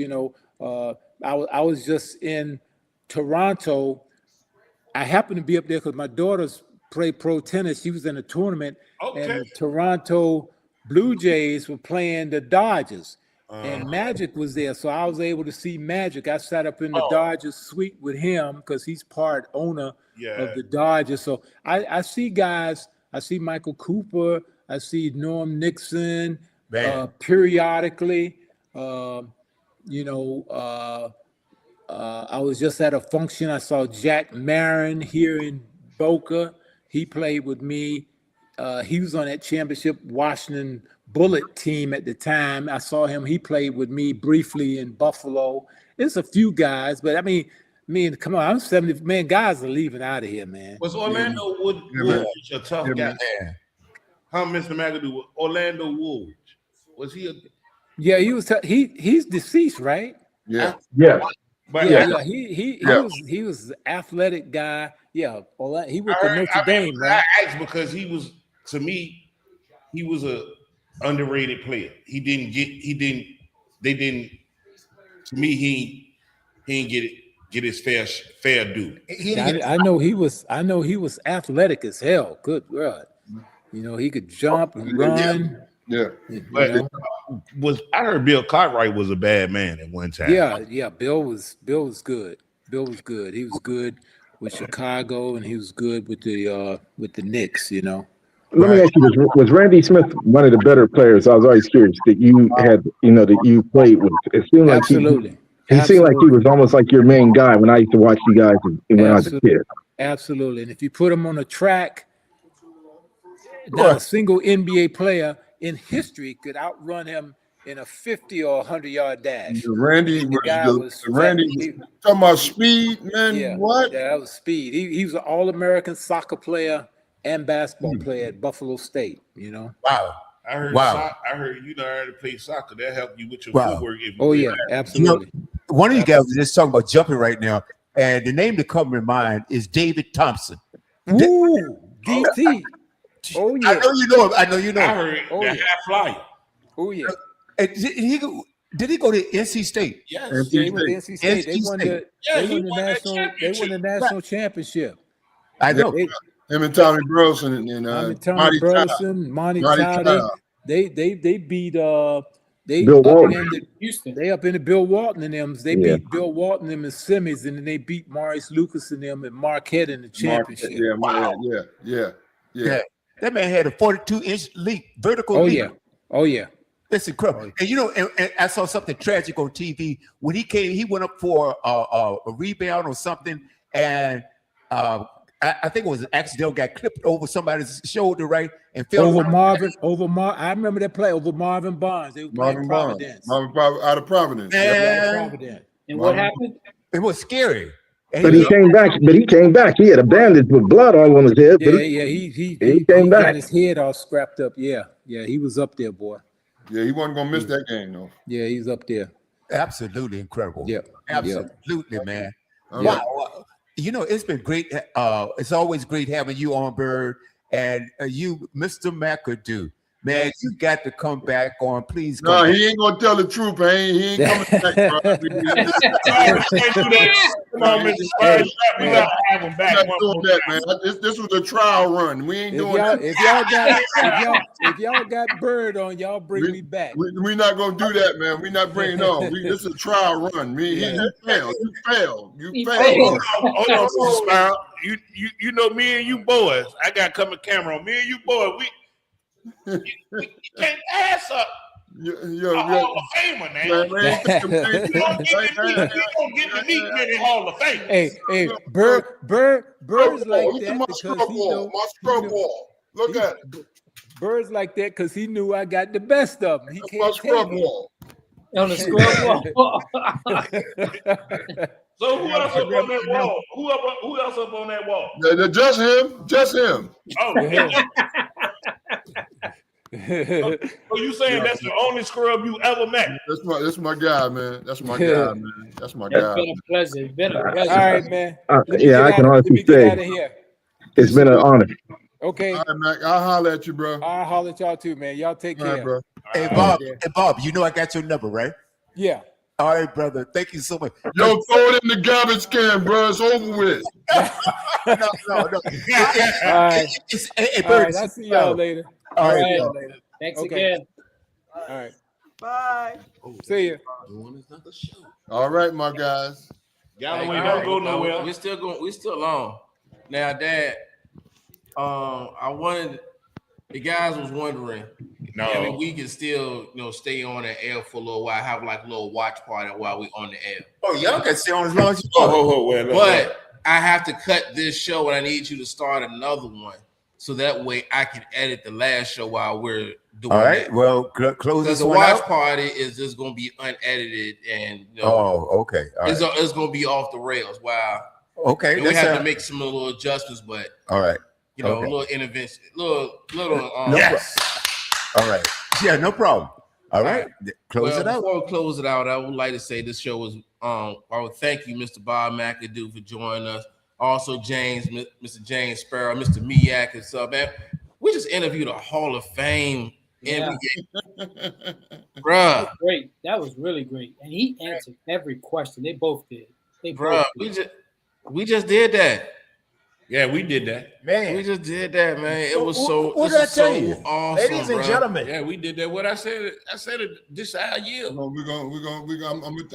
trying to work on that. Oh, you missed it. Hold on. James is saying something. James, I'm working on the Iceman next. Iceman. Yeah. Oh, yeah. Hey, I can't wait to interview Mr. San Antonio Spur himself. And guess what? And I will have the jersey ready to go. I mean, you think about it. I'm working on the Iceman next, man. Think about it. You don't know. Bird, I can't thank you enough, man. Thank you so much, man, for everything you're doing for our station. Thank you so much for your support. I wish, Mr. Spur, I wish you could get in contact with Mr. Tick himself. Who is that? Abdul, my boy from LSU. Mahmoud Abdul. Yeah. I wish, boy, Mr. give John Stockton 50. Yeah, he gave John Stockton 50 in 3 quarters. Wow. Oh man, that's amazing. I mean, he had Tourette's. You know, he had that twitch. And what he said, look, he said I seen an interview where he said that he would practice imagining somebody else was playing defense on him. That's how he was able to predict what move he was gonna make on people. He would imagine somebody playing defense. He said that he would sit in the gym after every high school game and have to shoot 100 free throws, and if he missed one, he'll start all the way over. He had Shaq on his team, and he was he had Shaq. He was coached by what? Dave Brown. He had Shaq on his team, and he was the number one option, not Shaq. Yeah. Wow. Yeah, in college at LSU. Shaq said that was the reason he went to LSU. That was. Okay, my brothers, I got another appointment. I got a toy drive I got to go to for the kids. Okay. You know, and I got to put my Santa Claus stuff on, and you know me, always trying to do something to empower the community, man. Good job. That's wonderful. Yes, That's wonderful. I gotta say everything else for the watch party. Thank you, Mr. Sparrow. Thank you. Man, it's my pleasure, man. You guys, don't go nowhere. You guys make my Saturdays, man. I appreciate you guys so much, man. What you make our Saturday? Yes. You have no idea, man. No, you do for us. You make this more than pleasurable. So we appreciate you. Well, you know what? I believe in team. That's the only way we can win championships is as part of a team. This is not an individual type situation here, man. This is a team. This is a team thing, and I love team. I love team. And Mr. Sparrow, in the words of the late great Kobe Bryant, it ain't an iron team, but like Shaq said, it's a meat in that.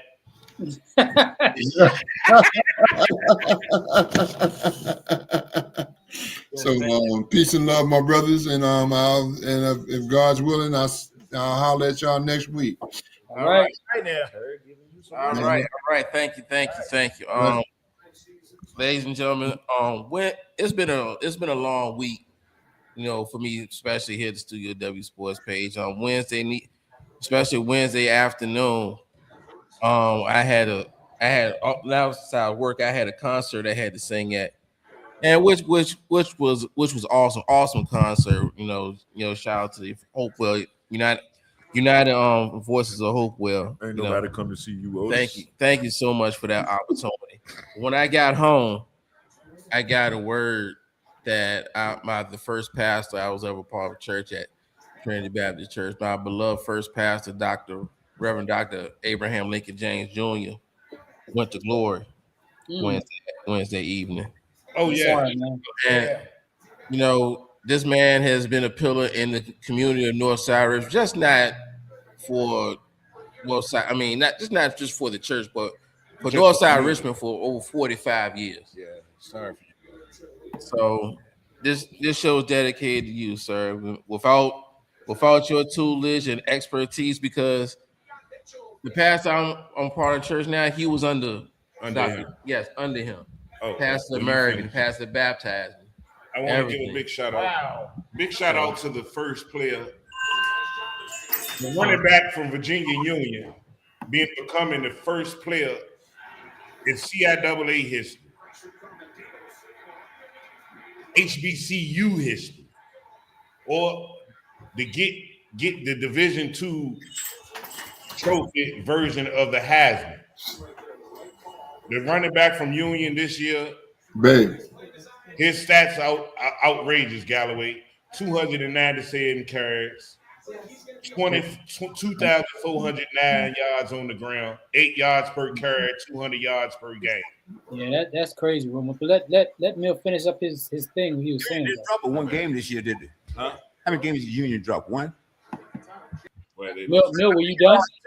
Yeah, they lost in the playoffs. Mill, were you done?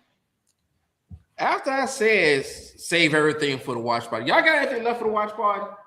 Remember, Kevin got something that he got to ask me in the watch party. I mean, jeez. All right. Oh my God. I love these guys, man. Yeah, well, I love these guys. Well, see, look, Mel, see, the thing about it is when you had a rough week, This is where we come in. We provide the distraction. Yeah, you do. There's a lot of chaos. There's distractions. There's comedy. I love you. Yeah. Sorry for your loss, bro. Everything in between. Yeah, Sorry for your loss, man. I understand, man. I just got back from a funeral myself on Thursday, man. So. Oh man, see, look. Okay, so it seems like the last 2 months have been taking a mental toll on everybody. Yeah, it seems like. Because November has been men's mental health, right? Remember that, Mel? Mm-hmm. December is like. December has been hitting people hard, if not harder, lately. Because every time you turn around, it's somebody you know, with family, friends, close ones, you turn around, it's somebody that you love is gone. And it's almost like, the thing about it, man, if we can make it to Christmas, man, that's saying a lot these days. But tomorrow, we ain't promised nothing. It never is. It's called life. Yeah. Well, this is nothing new. Life is just life, man. I'm telling you. And we some things we can't control and some things we can't. So just hope for the best, man. You do that, you pray, and you make sure you have everything in order. You make sure you keep your stuff in order in case something does happen. But Mill, I see that stare in your eyes, man. You okay, man? No. He's watching the game. Is there really anything? Is there really anything really a bad day if you're able to wake up? That's half the battle right there. But how can you have a bad day if you wake up on the other side of that dirt? You can't have a bad day if you wake up 6 feet on the other side. Listen, I used to say this a lot Look at it on Facebook all the time. Let's put it like this: some days are better than others. Yeah,